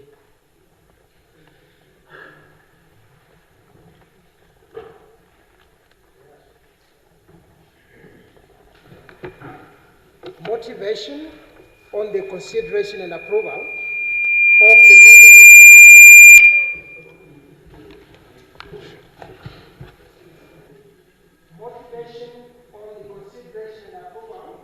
of the nomination of Dr. Hersen Sindano for the appointment as chairperson, and Dr. Emerentia Leonard and Ms. Juelita Diva Ferreira as members of the Electoral Commission of Namibia. Yes, when the Assembly adjourned on Tuesday, the 23rd of June, 2026, the question before the Assembly was a motion by Honorable Pohamba Shifeta. The Honorable Shifeta was busy with the introduction of the motion when the Assembly adjourned. I will now give him the floor to proceed. Honorable Speaker, I hope I will be in peace now. Thank you very much, Honorable Speaker, Honorable Members. The Electoral Commission of Namibia is established under Article 94B of the Constitution of the Republic of Namibia and Section 2, subsection 1 of the Electoral Act, Act number 5 of 2014, with the objective to organize, direct, supervise, manage, and control the conduct of elections and referenda in a free, fair, independent, credible, transparent, and impartial manner, as well as to strengthen constitutional democracy and to promote democratic electoral and referenda processes. In terms of Section 6, subsection 1 of the Electoral Act, the Commission shall consist of 5 members appointed by the President with the approval of the National Assembly. The terms of office of 2 commissioners will expire on the 16th of September 2026, which will create 2 vacancies on the Commission. This is inclusive of the chairperson of the Commission. Of the terms of office for the remaining 3 commissioners, 1 will expire on the 21st June 2027, and the rest on the 15th March 2029. In terms of Section 6, subsection 3 of the Electoral Act, the Secretary of the National Assembly is mandated to invite by notice in the Government Gazette and at least in 2 daily newspapers circulating throughout Namibia any person who complies with the qualifications and the criteria as set out in Section 7 of the Electoral Act to apply in writing for appointment as a member of the Electoral Commission of Namibia. These advertisements were placed in the Government Gazette number 137 of 27 of April 2026, as well as in the Namibian and the Republican newspapers of Monday 27 of April 2026, with the closing date set for the 11th of May 2026. In terms of Section 6, subsection 5 of the Electoral Act, the Secretary of the National Assembly, who is also Secretary of the Selection Committee, must convene a meeting of the Selection Committee that will be responsible to shortlist and interview applicants. The Selection Committee, in terms of Section 5 of the Electoral Act, shall consist of the chairperson of the Public Service Commission, who shall be the chairperson of the Selection Committee. 2, the chairperson of the Council of the Law Society of Namibia, referred to in Section 45 of the Legal Practitioners Act, Act number 15 of 1995, who shall be the deputy chairperson of the Selection Committee. 3, the chairperson of the Public Accountants and Auditors Board, referred to in Section 6 of the Public Accountants and Auditors Act, Act number 51 of 1951. 4, the Registrar of the High Court of Namibia. And 5th, the Director of the Namibian Qualifications Authority, appointed in terms of the Namibia Qualification Authorities Act, Act number 29 of 1996. In terms of Section 6, subsection 6 of the Electoral Act, the Selection Committee is tasked to 1, scrutinize the applications submitted, and 2, select not less than 10 and not more than 20 applicants to be interviewed by the Selection Committee. Honorable Speaker, honorable members, a total number of 5 applications was received by the closing date of the application process. The Selection Committee met and shortlisted 4 applicants based on the requirements set out in the Act, and they conducted public interview on Wednesday, 3rd June 2026, in terms of Section 6, subsection 12 of the Electoral Act, in a G4 conference room in the National Assembly building, National Council building.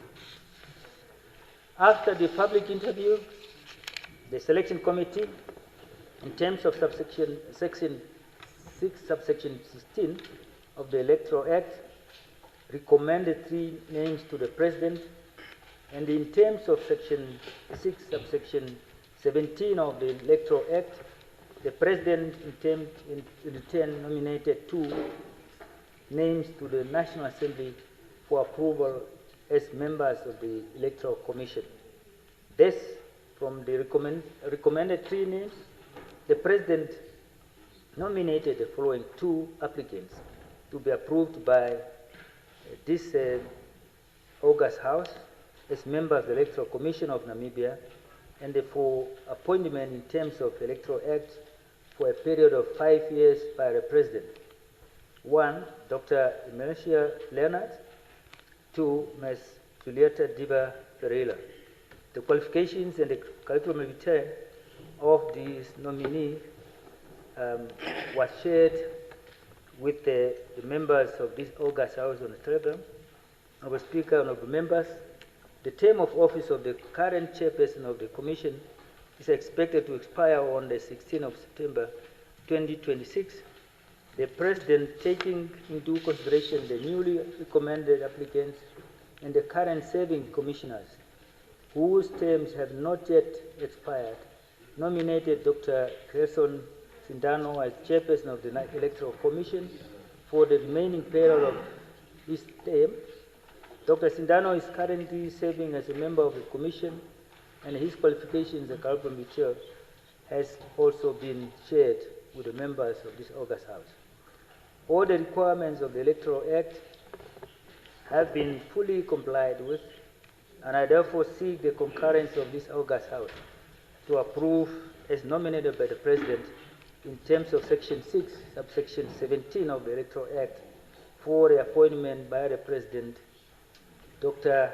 Gerson Sindano as the Chairperson of the Electoral Commission of Namibia until end of his term, and Dr. Emerential Leonard and Ms. Julieta Diba Pereira as members of the Electoral Commission of Namibia for a period of 5 years from the date of appointment. I so move, Honorable Speaker. Yes, thank you. Any further discussions? Honorable Venani.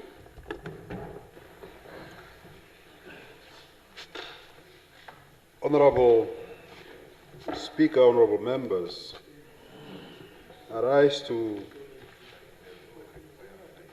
make my contribution, no support, to this very important instrument sought to confirm the nominees, presidential nominees.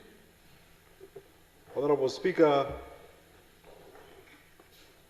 the whole of Africa, the world, is inundated with electoral disputes,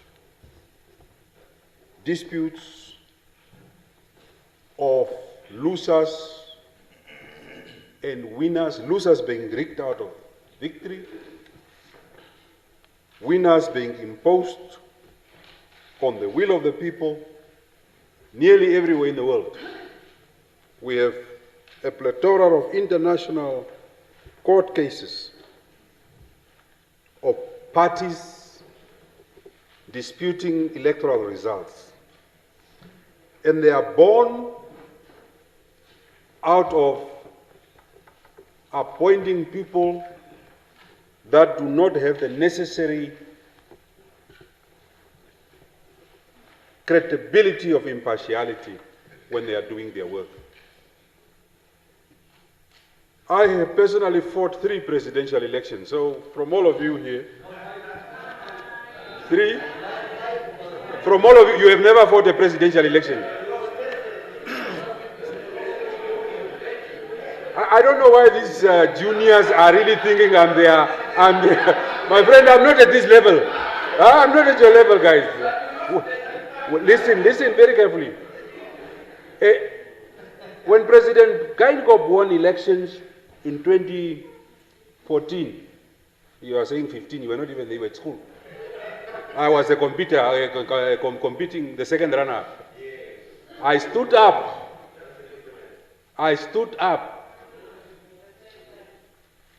and I said, in a democracy, there must be winners, there must be losers.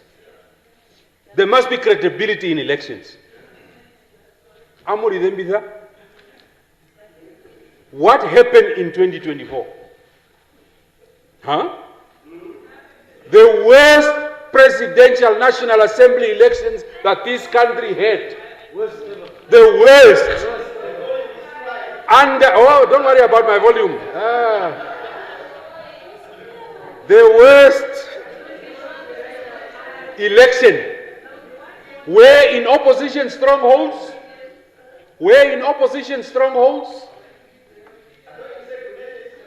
listen what happened. In opposition strongholds, the ballot papers went finished.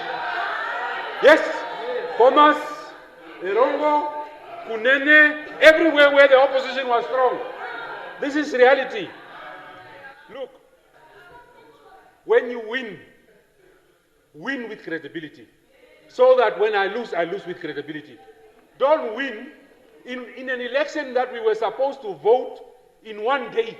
We ended up voting for 5 days. Under this Sindano that you guys want us to approve. It's a Sindano, what capacity is not credibility. Impartiality, this guy when he came, listen, you were still at school, listen. This young man used to work as a personal assistant for former Secretary General of SWAPO, my dear cousin, Nangolo Mbumba. When his name came here, I raised an opprobrium saying In terms of credibility, impartiality, you cannot appoint an operator in the office of one party and you want that person to run election. So we are on record, and I want to state it on record, that he who seeks equity must come to equity with clean hands. The man that you have proposed to become the chairperson of the commission does not have clean hands in our view. Dr. Sindano can be your Camboroto, can be your friend, can be your cousin, can be your whatever. He can be anything to you. But we are saying anyone. Withdraw. Honorable member. I withdraw. Very good. I withdraw. What is Camboroto? Honorable member, he has withdrawn. Yes, stop the time. Yeah. He has withdrawn. Okay. He has withdrawn. I withdraw. Yeah, you only have 30 seconds. 1 minute, my dear Speaker. Okay, 1 minute. Thank you very much for the 1 minute. Okay, 1 minute. 1 minute. So, colleagues, we should not go fight during electoral outcomes. Let's make sure that the people that we appoint are beyond reproach. Our fear, credible in Swapo, is not credible in Namibia. But we are talking about Namibia now. Don't give us any commissioner who was part of the 2024 election. We have no trust in them. And that is our official position. Thank you very much. Yes, Honorable Ampanda. Yeah, set the time. I'm rising, Speaker, firstly in terms of Rule 129. Okay. 3. We don't need to set the time. Okay. I'm rising in terms of that. Firstly, I want to ask, before I proceed in terms of that rule, I want to ask Honorable Shifeta if he has in his possession the record, because I hear the rumor about what the president has said. Does he have the recommendation by the president? Does he have the score sheet? Does he have the minutes in his possession? That's what I want to ask before I proceed, Speaker. Yeah. Just want to get... Honorable Ampanda, you may raise a point of point of privilege in order to get clarity, not under 129. 129 is questions. Yes. So we are not on questions now. You see, that's what you did. When I was asking him a question under question, you said I must not ask it under question, I must wait. Oh, if you are asking a question now, yes, he will not answer now. You will just ask your question and the next person will continue and you wait for him to answer at the end of the debate. If you ask a question. So if you want clarity. That's exactly what I was saying. If you want the clarity, you couldn't get that clarity that time because he was not on the floor. Because you raised that point of privilege before he was on the floor. But now he motivated. If you want an instant clarification, you have to raise a point of privilege to get the clarification. Okay. If you only ask a question, it will be considered to be a contribution. Okay. Then you would have forfeited your chance to come back and contribute to the debate. Yes, I'm alive to that. That's why I'm rising now on point of privilege. Thank you very much for the advice. I'm asking on the point of privilege so that why I'm doing what I'm doing is that in terms of section 94A, is it A or B? B. President recommends, Parliament approves, or with the approval. So we are doing together. So I am approving or consenting to something. Yeah. So before I even proceed, Speaker, on that, I just want to get a confirmation if the mover has. I hear the rumors, but does the mover has the recommendation from the president? Does the mover have the minutes and the record of all these things that he's talking about before because I have two parts, or I must just address them at once? Maybe I can address them at once. Yeah, so the first component that I just wanted to get a confirmation from him, whether he He does have the recommendation from the president that he's talking about, whether he has the interviews and score sheet and all those necessary documents that led to the rumors that we're hearing. So I just want to get that confirmation because I don't want to get to other issues before maybe I'm talking about something that is straightforward, if you can just confirm.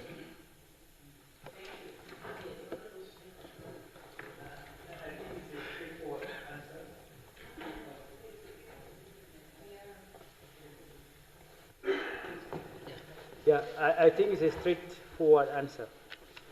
If you look at law, Electoral Act, the process is done here, National Assembly. All the records are here. They are not with the president. What the president receives is only the recommendation, because departing from, I'm saying the record is in the National Assembly with the secretary, who is the secretary to the selection committee. That is secretary who does all the administrative work for this. I'm saying the secretary has it. Office of this, I'm not the secretary. Secretary has it.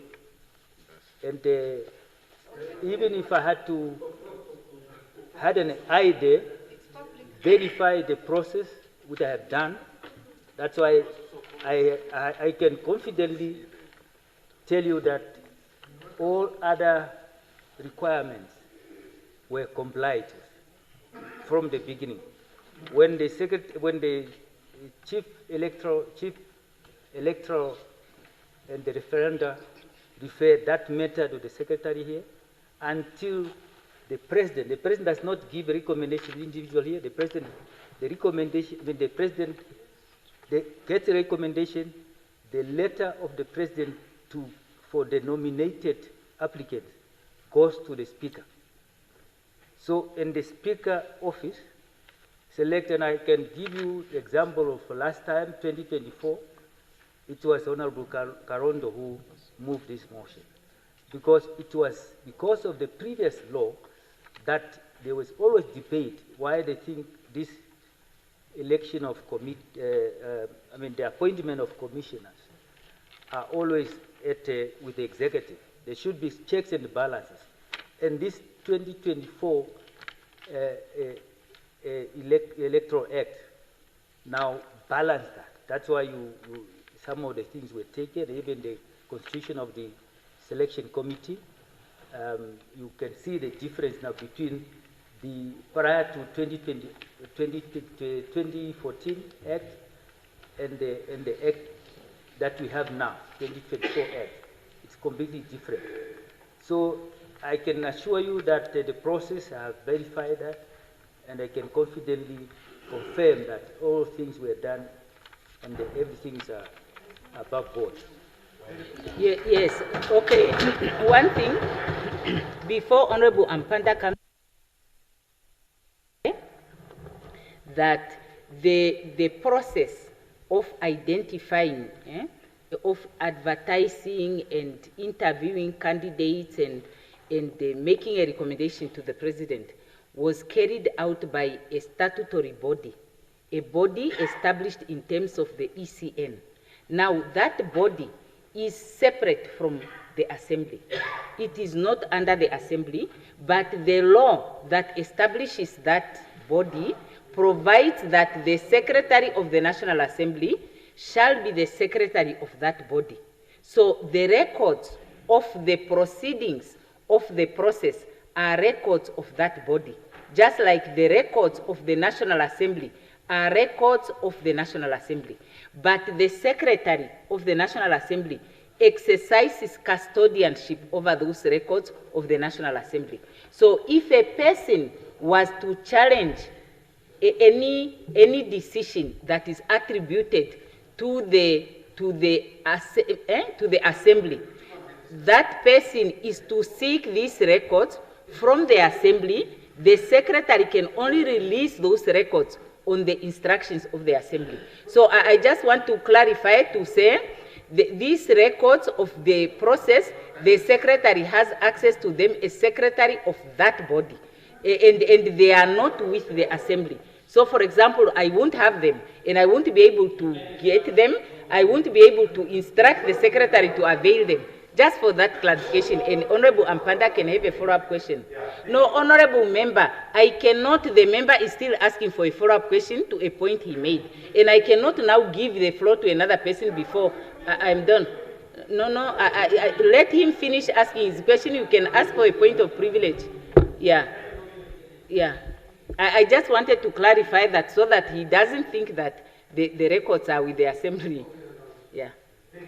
Thank you very much, Honorable Speaker. I thank you very much, Honorable Shifeta. Honorable Shifeta has confirmed to us that he has seen the record. He has verified the record, and he's very happy that everything else has been complied with. We've all heard that. Very good. Honorable Shifeta is an ordinary member of parliament like us. Of course, he's senior politically. He's mentored some of us. But as I'm standing up here as a leader of a party, he's my junior in this assembly. Very much so. Because I'm a leader of a party, and in his party there's a chief whip, there's a deputy chief whip. He's an ordinary member of SWAPO. An ordinary member of SWAPO said here. But look, he's a political senior, but remember we're talking about now. Yes, so he has said to us here, Speaker, that one, he has seen the record, he has verified the record, there's nothing wrong with that. Now, that's one. He's lending an argument, yes. Very strong argument. So that's one. So he has seen the record. The Assembly and the country has been told that one member of the National Assembly has been privileged, an ordinary member, my junior, have received, you get your chance, young lady. So he has seen the record. Now, Speaker, now the problem that I'm raising on procedure, one, is that we have been told in the record that he checked and verified, and he's privileged and he's very lucky. His God and his ancestors are with him. He says that he saw that there were 3 names that were nominated to the president. We don't know those imaginary names. They are not been told what those names are. But he has seen the 3 names. He has seen that apparently Dr. Sindano is nominated for the remainder of his term. We don't know what is the remainder of his term. The Constitution, in terms of Article 94A, says the chairperson shall be appointed for 5 years, not for the remainder of your term. Now, as I'm sitting here, Speaker, as I conclude, all I'm hearing is just a rumor from somebody who is privileged to have access to the document. If it was a prime minister, I would understand because they sit with the president. An ordinary member of parliament is privileged. So, I'm therefore saying, Speaker, in conclusion, in order for me to be able to exercise my Article 94A rights as a member, I must be put in the same position like Honorable Shifeta. I must be granted the record that he has seen. I must be granted so that I can contribute. Maybe I will agree. Or maybe I won't agree. But I'm saying, all I'm hearing is just on what basis am I going to approve or disapprove? Is it on the basis of a rumor? So please, Speaker, let's... what are you afraid of? What is the problem? So Speaker, in conclusion, I want to be able to make a significant contribution to this debate. I want to be put in the same, because already it's a terrible mistake. We cannot privilege some members of parliament at the expense of the others. So you have to wind up because there is a time limit. You are making a point of privilege. Yes. Yeah.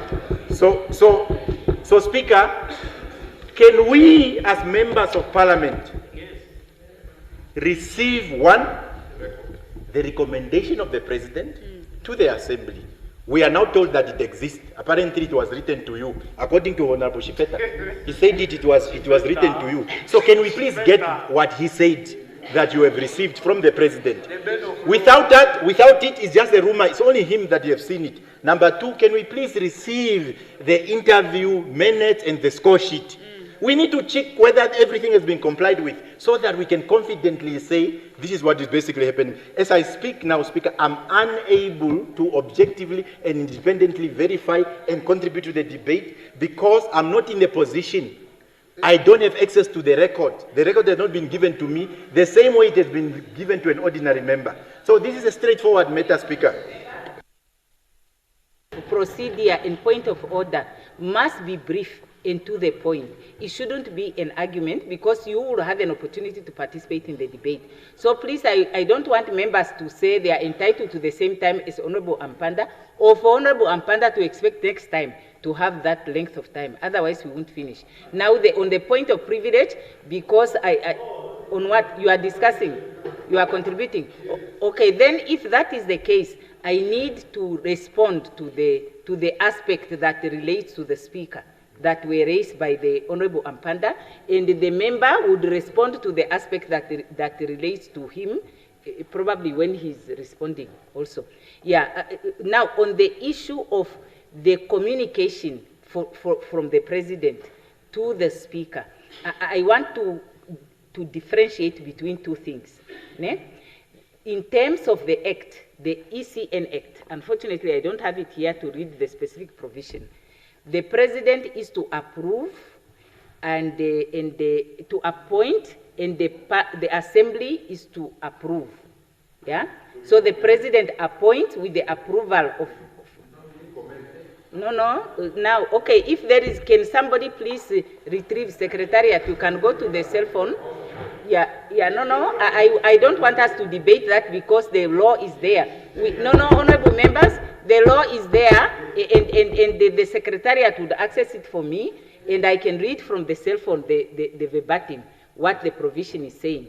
Yeah, so, but what I want to say is this, that the Speaker cannot speak to who was delegated to move the motion, but the Speaker can speak to the aspect of whether the President has notified the Assembly of the names of persons that she has appointed in terms of the law.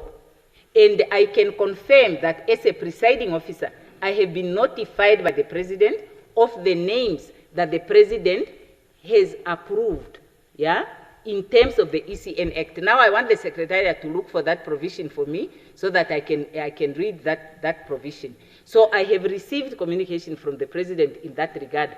But when it comes to how it came that a certain member is the one that is tabling that motion in the Assembly, that point was raised at the time that notice was given in this House. And according to Rule 6, of the Standing Rules and Order, when there is a query raised, the presiding officer would review that, consider that query, and the presiding officer will make a ruling, or the presiding officer would put the matter to the House for discussion, after which a ruling would either be made or the presiding officer can allow that either a consensus is reached or a vote is conducted. It is my understanding that at that sitting that I did not attend, the presiding officer made a ruling. And that ruling of the presiding officer was to invoke Rule 7 of the Standing Rules, which says conventions and practices. And under sub 2 of Rule 7, it is said, presiding members may require members to comply with established conventions and practices of the House. And it is my understanding that the practice of the House has been that different persons, inclusive of members of the executive and non-executive members, have tabled motions of this nature in the past. And based on that practice, and in accordance with Rule 7, the presiding officer made a ruling to allow that. Now, according to Rule 6, number 3, it says, number 2, it says any presiding member may make a ruling on a point of order or point of procedure. Yeah, it can include that. And in doing so, he or she must explain the reasons for the ruling, provided that he or she may instead submit the matter to the House for its decision. And then 3, After the explanation referred to in sub-rule 2, members must comply with the ruling made by a presiding member, and no discussion of any such ruling must be allowed. So I cannot revisit that ruling anymore. I can't open it up for us to discuss why it has to be Honorable Shifeta. That's the situation that I find myself in. Now, with regards to the communication from the President, I am happy to check my records and tomorrow come back here and read the communication.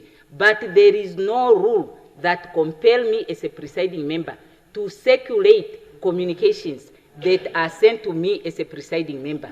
So I will have difficulties to bring letters that I receive and circulate in this house. So that is what I want to say in regard to that issue. So why Honorable Shifeta was dealt with in my absence, and there was a ruling. But with regards to whether the President has communicated to me, yes, I can confirm the President has communicated, and I will go and check those facts, and I will come here and read that information to convey that in regard to the chairperson, the President has told me this, and in regard to the members, the President has told me that. Yeah. No, now Honorable Nashinge was before. No, he says it's a contribution. Point of privilege. Okay. Honorable Speaker. Yes, please. When something, it doesn't mean when something was never asked, it doesn't exist. If something was never asked before, it doesn't mean it doesn't exist or it is not necessary. If a member of parliament or any member, a board member or any member serving in a statutory body requests for record as a means for him to ascertain the procedure, what needs to be done is that the Speaker must go back and provide all the members of parliament with a record. Finish and clear. Which record? The record of all the processes. The letter of the president is not a secret letter between you and the president. The president has requested this house to approve her nominations. So that letter must be in the hands of members. Yeah. It's easy as that. Honorable Venani, yes. First and foremost, the presiding officer will not demand from the secretary or from Honorable Shifeta for the records of the, what is that committee? Selection committee. Yeah, the selection committee. But, honorable members, hear me. But the members, if they have concerns and they want clarifications, the members can adopt a resolution where they request the selection committee to be the one to avail that information. No, I will not. I have made a ruling on that regard. I am not going to require a staff member, a person who serves a statutory body, just because that person happens to be a staff member at the assembly. Ask them to go and bring the records of that institution to me to distribute. It's outside of my mandate. I will not do that, and I have made a ruling, and the members can take that to standing rules and overrule that ruling. Yeah, that ruling can be thrown out, or by the House on the recommendation of the standing rules. We have standing rules tomorrow. You can put it on the agenda. Yes, honorable member. Yes.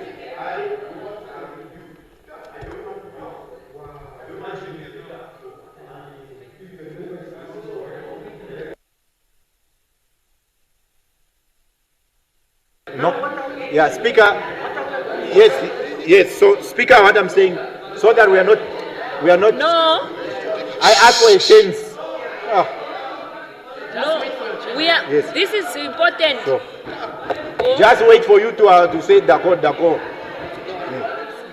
Okay. Yes, Speaker. Yes. So, Speaker, where I know for sure, Speaker, where else we wanted the record from? I have written correspondence. That's why I'm not talking about the secretary. I'm not talking about the secretary. The secretary have already written a letter to refuse me record. I have it. I'm not dealing with the secretary. What I'm dealing with, Speaker, is that a member of this house said to us here that he has seen the record. Yes. So basically what it means is that already when that happened, the assembly have one member who's privileged, who's placed in a better position compared to others. We are not talking, I'm not certainly not talking about I hear already what is basically happening, Speaker, is that when the mover of the motion moved the motion because he's satisfied, he looked at the record. So that's the issue, so that other issues are not put there. So we are simply asking is that the moment, if Speaker, if the motion was just moved innocently by the Prime Minister or whoever, we would not be asking for whatever it is that we are asking. Now, when a member says to you on the record as a presiding officer, we thank you because you are saying you are going to go and check the record. When a member says to us that he has seen the interview, score sheet, he has verified everything, how did he get access to that record? Yes. When he's not a member of that body? That's all what I'm saying. Yes, Honorable Member, can I respond to you? What I'm saying is that, you see, we have the debate on the motion where you will make your contribution, but you are now rising on a point of privilege. What I'm saying to you is this. I was a member of cabinet until the 20th of March, 2025. If you come to me as a member of cabinet and you ask me to give you a cabinet resolution, I will tell you to your face, I will not give it to you. You can't say because I have it, because I was in cabinet, I saw the resolution on what the Minister of Finance tabled and I'm quoting it somewhere, I must therefore give it to you. I will not give it to you. And I'm not allowed under the rules, the laws, and I'm not obliged under the laws to do that. But you can go to the cabinet secretary and you ask, wait, honorable members, honorable, can I finish? Can I finish? You can ask me, honorable members, you can ask me what a cabinet decision was on a matter. I have an obligation to answer that question if it relates to my sector or if I'm the Prime Minister as head of government administration, I can answer that question. But if you ask me to give you a cabinet resolution, I will not give it to you because there is no rule that compels me to do that. Yeah. So I just want to say, you honorable members, now I will no longer give, I'll give it to Honorable Nekundi, and then we go to the debate, honorable members. We can't debate point of privilege. Yeah, Honorable Nekundi, please, not more than 1 minute. Thank you very much, Honorable Speaker. The issue at hand is very important. Yes. Is it point of privilege now? Privilege or, kind of. Yes, because otherwise you won't participate in the debate. Yes, point of As procedure. I'm saying, the issue is very much important. I think it's the issue of how to proceed in the constructive manner. I believe that what the honorable member is asking, nothing wrong to ask. I think the issue is when do such records get produced and where does it get produced? What is important, and all of us must converge. Ordinarily, Parliament, and I think this is world of how it works, including Namibia. When we want any member, be executive or so, to produce records, the Parliament is empowered to get such record. But where? It's when the particular committee of Parliament will then ask that committee, which have done, there's that committee with that function to deal with it. That committee, there's a Parliament committee, which possibly, I don't know which one, deal with it, have the power to summon that record. And that record must be produced. If that person refuses, you can even take it to court and whatever it is. So I think that let us find it's important to have it to members that want it, but what platform? I think what is important to assist each other so that we use the right platform. But information, if it's required, we cannot deny it. It must be provided. The platform is what is correct. So the committee must just be established, what I think is already established, must demand from the appropriate committee. If that committee, the right officials will appear. If he refuses, the committee has certain powers, and it can be summoned, and everything must happen in that fashion. For now, I think I suggest we proceed in the fashion where the committee can take its effect. I so suggest. Honorable members, that's the point I made earlier. The records will be sought. The records will be sought from the selection committee. That is the point that I'm making. From the selection committee. You cannot say, I heard somebody has that record and that somebody who is not the selection committee must give me what they have. No, you can't do that. So, honorable member, Honorable Nashinge, please. Now we are back to the debate. Thank you. Thank you, Honorable Speaker. With all this said and the importance of what we are discussing, I would like to request for information back for all the members that are nominated by the President so that I acquaint myself with what I'm dealing with, because I don't have anything. And then, therefore, I would want to postpone this discussion to next week, Tuesday, so that all of us can really come prepared. To request for what? The records. And yeah, the record, everything, so that we at least by tomorrow, we get all that information, so that we prepare ourselves, because this is about the future of our country. Okay, so and that's not a debate, then it's a point of procedure. That was a point of procedure. Honorable members, because I have a list of people, I have 7, the next is Honorable Murunga. No, we cannot rule when there are others who are asking for the floor. We cannot defer when people have asked for the floor to speak, unless if they are also going to ask for deferment. Yeah, Honorable Murunga. Thank you very much, Honorable Speaker. I believe this House is guided by this book, which is the Constitution of the Republic of Namibia. On what point are you raising, Honorable Member?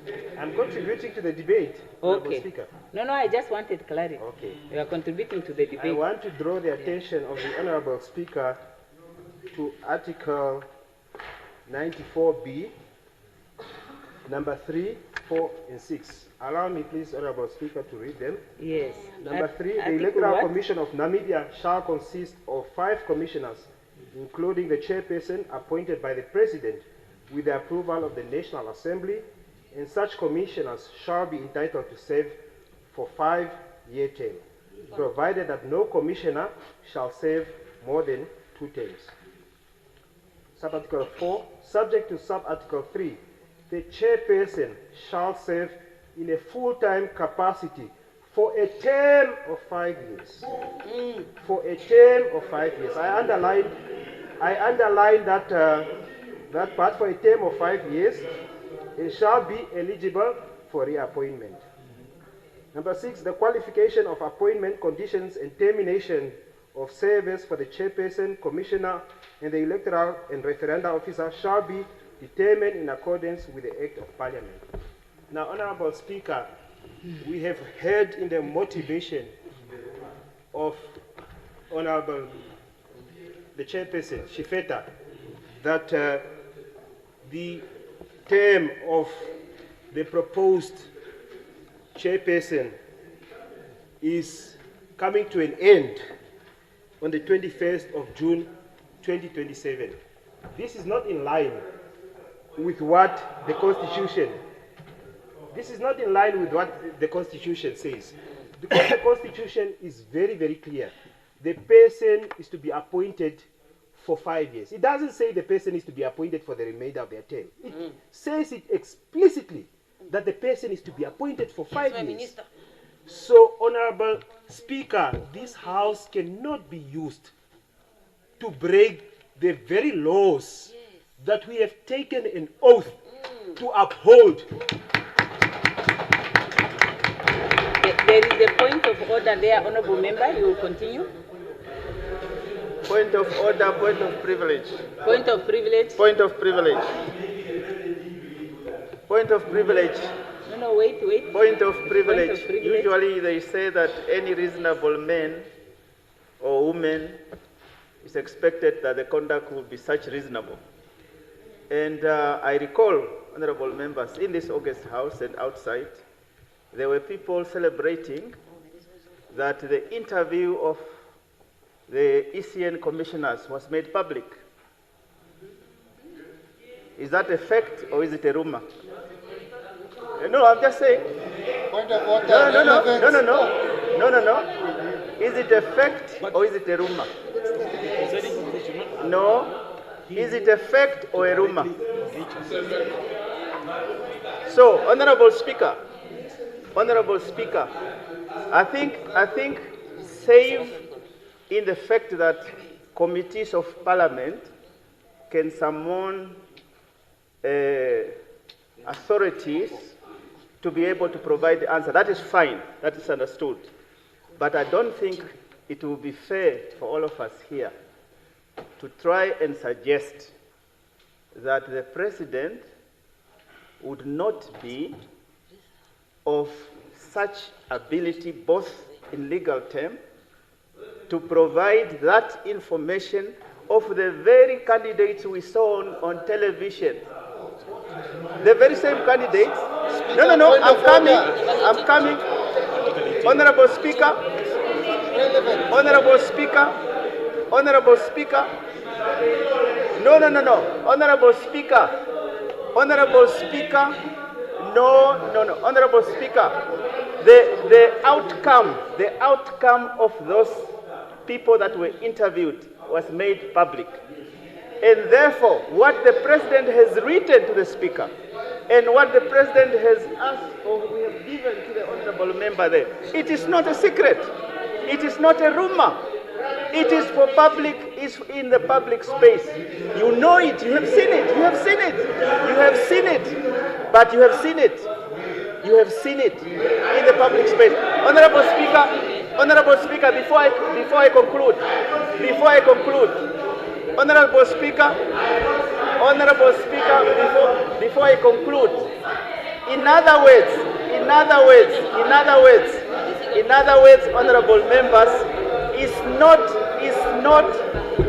not that they don't know. They know, but they want to prolong and make circumvention so that we take time on this matter without it being adopted. That is my point of procedure. Yes. Yeah. Yes, honorable members, thank you. Now, Honorable Murunga, please continue. Yes, on what point? Honorable Ampanda, on what point? On what point? Privilege. On what point? Point of privilege, Speaker. So, Speaker, Prime Minister cannot trivialize the issue that we are raising. Because when the Prime Minister is accusing us of postponing whatever, we are not postponing anything. We just want the record. The record must just, you see now the Prime Minister. You see the Prime Minister. You are the issue, Prime Minister. Speaker. See the Prime Minister. Okay, see the Prime Minister. Okay. Yes. So, Speaker, what I'm saying, Speaker, is that it is not correct. It is not correct for us to be accused, Honorable Speaker, on point of privilege, for us to be accused by the Prime Minister of delaying. The person who's delaying is the one who's not giving us the record. If the Prime Minister would have presented it, if the Prime Minister, as a leader of government business, would have presented it, we will not be asking the same question we are asking. We are asking this question because an ordinary member of Parliament has been given record and the record has been denied to us. Honorable member, please take your seat. Come, Honorable Prime Minister. No, both of you. No. Both of you take your seat. You take your seat. Take your seat, Honorable member. Yeah. No. Honorable member. No. Yeah. Honorable members. Honorable member. No. Honorable members. Honorable members. I can see. Honorable member, I gave you the floor. You said you want to defer. Now wait. You said you want to defer the debate. You want to postpone. Honorable member, I gave you the floor. Honorable members, I now want to be heard in silence. Honorable members, I can see. Honorable members.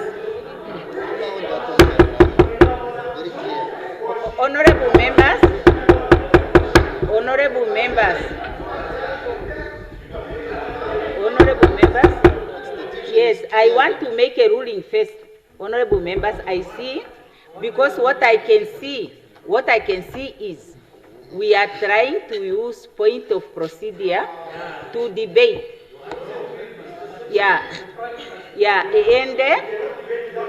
And in terms of the rules, the presiding member can decline a point of order, point of privilege, or point of procedure, whatever, if in the view of the presiding officer, there is a feeling that the point of order is being used for other purpose than to raise a point of order. And this is what I'm seeing now. So much time is being spent on point of procedure, which is actually debating. When people can just ask for the floor to debate so that the member in response can answer those issues. Yeah, so if you put that query, the honorable who moved the motion would respond. Mara, now you are raising the issues under point of procedure, and I cannot allow a debate under point of procedure. Yeah? Yeah, honorable members, please help me. I want Honorable Mulunga to continue, yeah, and we can make a point of order on what Honorable Mulunga provided it's a point of order. Not to pursue this thing of a debate, yeah, because now Honorable Mulunga has 2 minutes and what is left? 2 minutes and 16 seconds. I want Honorable Mulunga to continue. Thank you very much, Honorable Speaker, yes, for protecting me. Please continue, Honorable Mulunga. Thank you very much, Honorable continue, Speaker, for protecting me from the Right Honorable Prime Minister, because he didn't rise on any point that I've said. As I continue, Honorable Speaker, I'm actually very, very shocked that Her Excellency the President makes a recommendation of the chairperson when she clearly knows that it violates the provision of this very constitution that she took an oath to protect. Because this article is very, very clear. And the President, Her Excellency, should have sought the advice of the Attorney General in the interpretation of what this law says. Because the motivation, Honorable Speaker, like I said before, doesn't speak to the remainder of the term, but it is very, very clear and explicit. So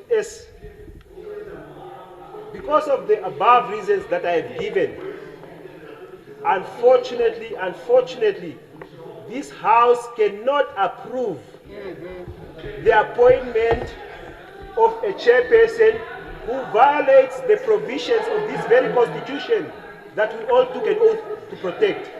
So we should not approve this appointment until it meets the criteria of Article 94B, sub-Article 3, which is very, very clear that the chairperson is to be appointed for a period of 5 years. Thank you very much, Honorable Speaker.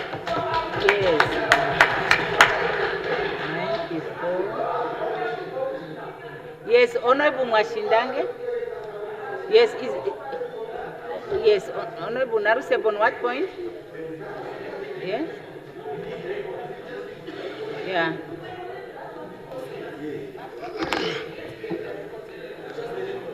Thank you, Honorable Speaker, honorable members. Yes, no, there's a point of order, honorable member. Yeah, let me hear what he's saying.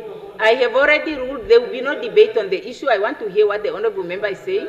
I take it he is not going to debate under point of procedure. Yeah, thank you, Honorable Speaker, honorable esteemed members of the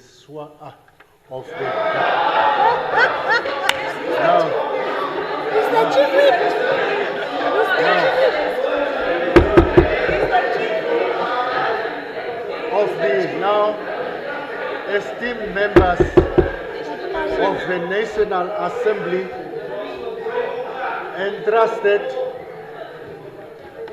entrusted by the populace out there to come and represent them in this august house. Maybe for sake of clarity, Honorable Speaker, when the mantle fell on Honorable Sifeta to table the motion, point of procedure, I think specific considerations were considered. Cognizance was had of the fact that he is the chairperson of a parliamentary committee parliamentary committee specifically tasked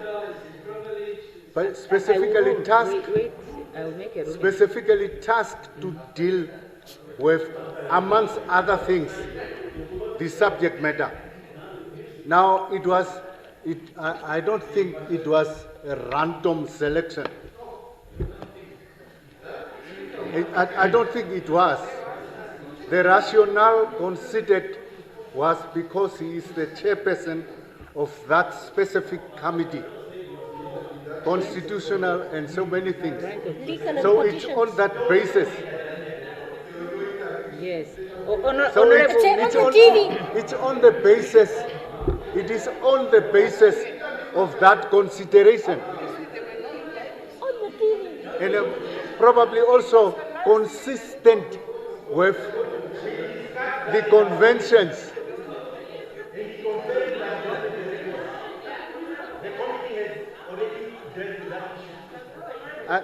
Very much, Honorable Narusep. No, I'm still trying to explain myself. Yeah, no, I wanted to help you. I wanted to say, Honorable Narusep, that important point that you are making, I ruled on it. I made a ruling. You ruled? Yes, I made a ruling. And I said the members may not go back to it anymore because I have ruled. To say the presiding officer who was presiding on that day, when that query was first made, responded along the lines that you said, and a ruling was made. And in terms of Rule 6, when the presiding officer makes a ruling, the matter is put to rest. So that is why I was calling the attention of the member to the fact that we are violating the rule when we try to revisit the matter. So that matter is settled. Yeah. My most sincere apologies. Thank you. No. Honorable accepted. Speaker. Thank you. Thank you very much. So we are settled. Please let's allow Honorable Murunga, Honorable Mwashindange to proceed. Yes, on what point, Honorable? Yes. Thank you very much. Thank you very much. What point? Honorable Speaker. Yeah, honorable members, now point of procedure from now, not more than 10 seconds. Provided, honorable member, I gave you the floor. Speaker. You said you want to postpone the debate. So now point of procedure, 10 seconds. Yeah, thank you. Thank you very much. Speaker, I will not take much time on a procedural issue. Speaker, we are all I hope not the one that no. On my own. Yes. Point of privilege. Speaker, we are all members of parliament, and a debate, Speaker, normally has rules of engagement. And the rule is each speaker is given 5 minutes. Speaker, since 10 minutes to 5, my light is on. I actually wanted to contribute today. I have energy, I have appetite to contribute, and my right has been deprived and violated because we have some super members who are speaking since 5 o'clock alone. Now, Speaker, please, can we stick to 5 minutes per speaker so that all of us can contribute, please? That is all that I'm asking, Speaker. Thank you very much. Honorable member, no one spoke. Honorable members, no one spoke for more than 5 minutes. The problem that we have is a problem of too many points of procedures. That's the problem that we have. Now, Honorable Mwashindange has the floor, please. No more point of procedures, honorable members. No. This one is now abuse of point of procedure. Honorable Mwashindange would have the floor. Thank you. Yeah. Honorable Speaker, thank you very much. First and foremost, Honorable Speaker, as an appointing authority of this very important exercise, I want to request for the records, the score sheets, and everything else that should inform me why should I appoint the people that the president has nominated. That's one. Approve rather. The the second thing, Honorable Speaker, is apart from Article 94B, 3 and 4 there, I want to be pointed to any other law that says we are able to appoint, you know. You see, the issue is, and this is the problem, Honorable Speaker. When we speak of the ECN, unfortunately it becomes a swapper baby. That they so defend, that they are so angry when the ECN is criticized, when ECN is a constitutional body that safeguards the democracy of this country. It shouldn't be as it's been taken a political party's baby. And this is exactly what is wrong in this country. Point me to any law, the legal provisions, Honorable Speaker, the legal provisions that authorizes the appointment of a chairperson for a remainder of a term. Where in our laws? There are only two things. The law, I'm not asking to be answered by Honorable Nekundi. I am not, point me to any law whatsoever. Point me to the law. What is going on there? Yeah? Point me to the law.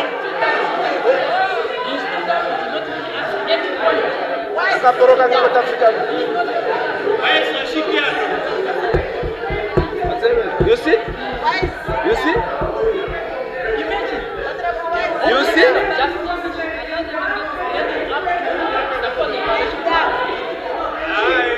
Continue.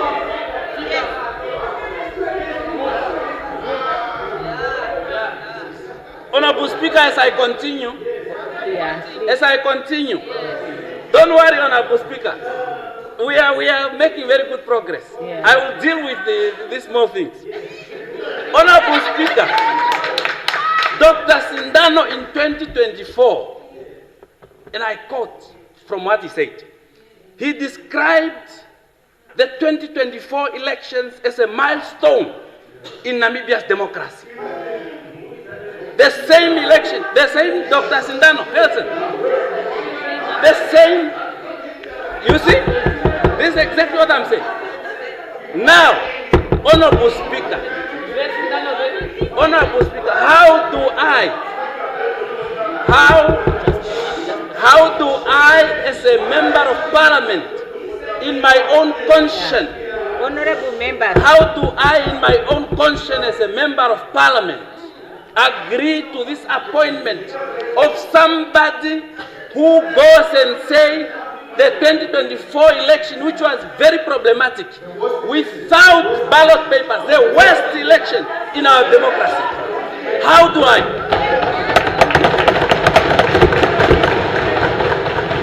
Honorable member, your time is up. No, my time is not up. Oh, Honorable Speaker. No. Honorable Speaker, as I continue, my time is still very much healthy. In 2024, we didn't have ballot papers. We didn't have simple things like ballot boxes. Yet the same Dr. Sindano says it is a milestone in Namibia's democracy. How do we give a responsibility? How do we give a responsibility to somebody like that? Even in the absence of the records, even in the absence of the score sheet, how do we trust such a person to run our elections? How do we, Honorable Speaker? We cannot in our conscience honestly trust such a person. Honorable Speaker, I am not done and I was wrongly disturbed, so I shall come back. Honorable members, yes, honorable members, yeah, because we are approaching closing time, I just want to say the following. Honorable member, wait, I have already said,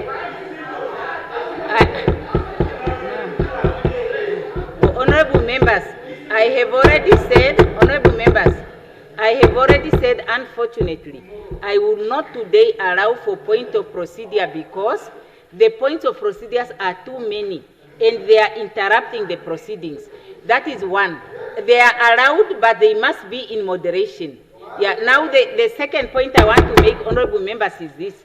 The presiding officer does not participate in the debate, but the presiding officer has the responsibility to uphold the rules. Honorable members,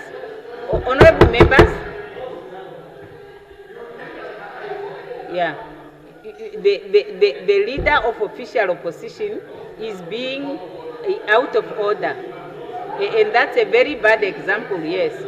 Yeah. So what I want to say, honorable members, is that we cannot, as members of parliament, the honorable members, yeah, even what you are doing right now is already a violation of the rules. Yeah, honorable members, what I want to say is this. We cannot, as part of our debate, in a democracy, honorable Mwashindange, we cannot, in a democracy, say, because this person has expressed this opinion, which I disagree with. Honorable members, sit down.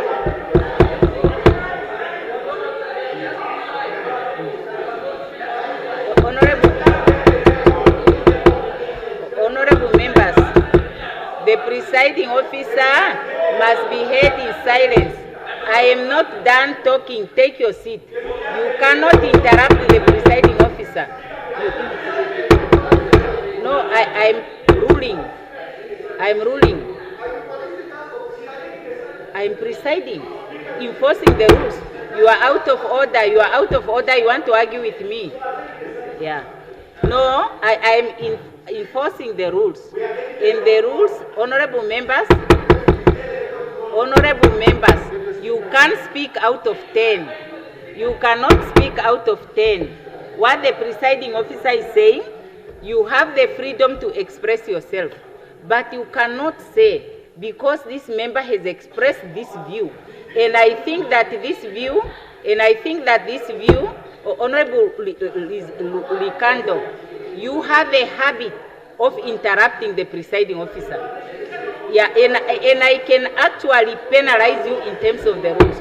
You are out of order. Consider yourself warned. Yeah. Yeah. So what I'm trying to say, I want you to be silent when I'm making a ruling.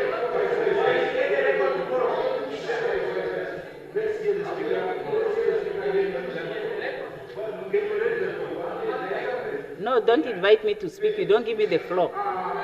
I am the presiding officer. Honorable members, the rules are saying when the presiding member rises, the House must be silent. Honorable member, sit down. You are out of order. No, sit down. Sit down. Sit down. So, the honorable members cannot purport to penalize members of the public by denying them opportunities to be deployed because they express views that they are in disagreement with. That's a ruling. I'm right. Now, on the basis of automatic adjournment, the House rises.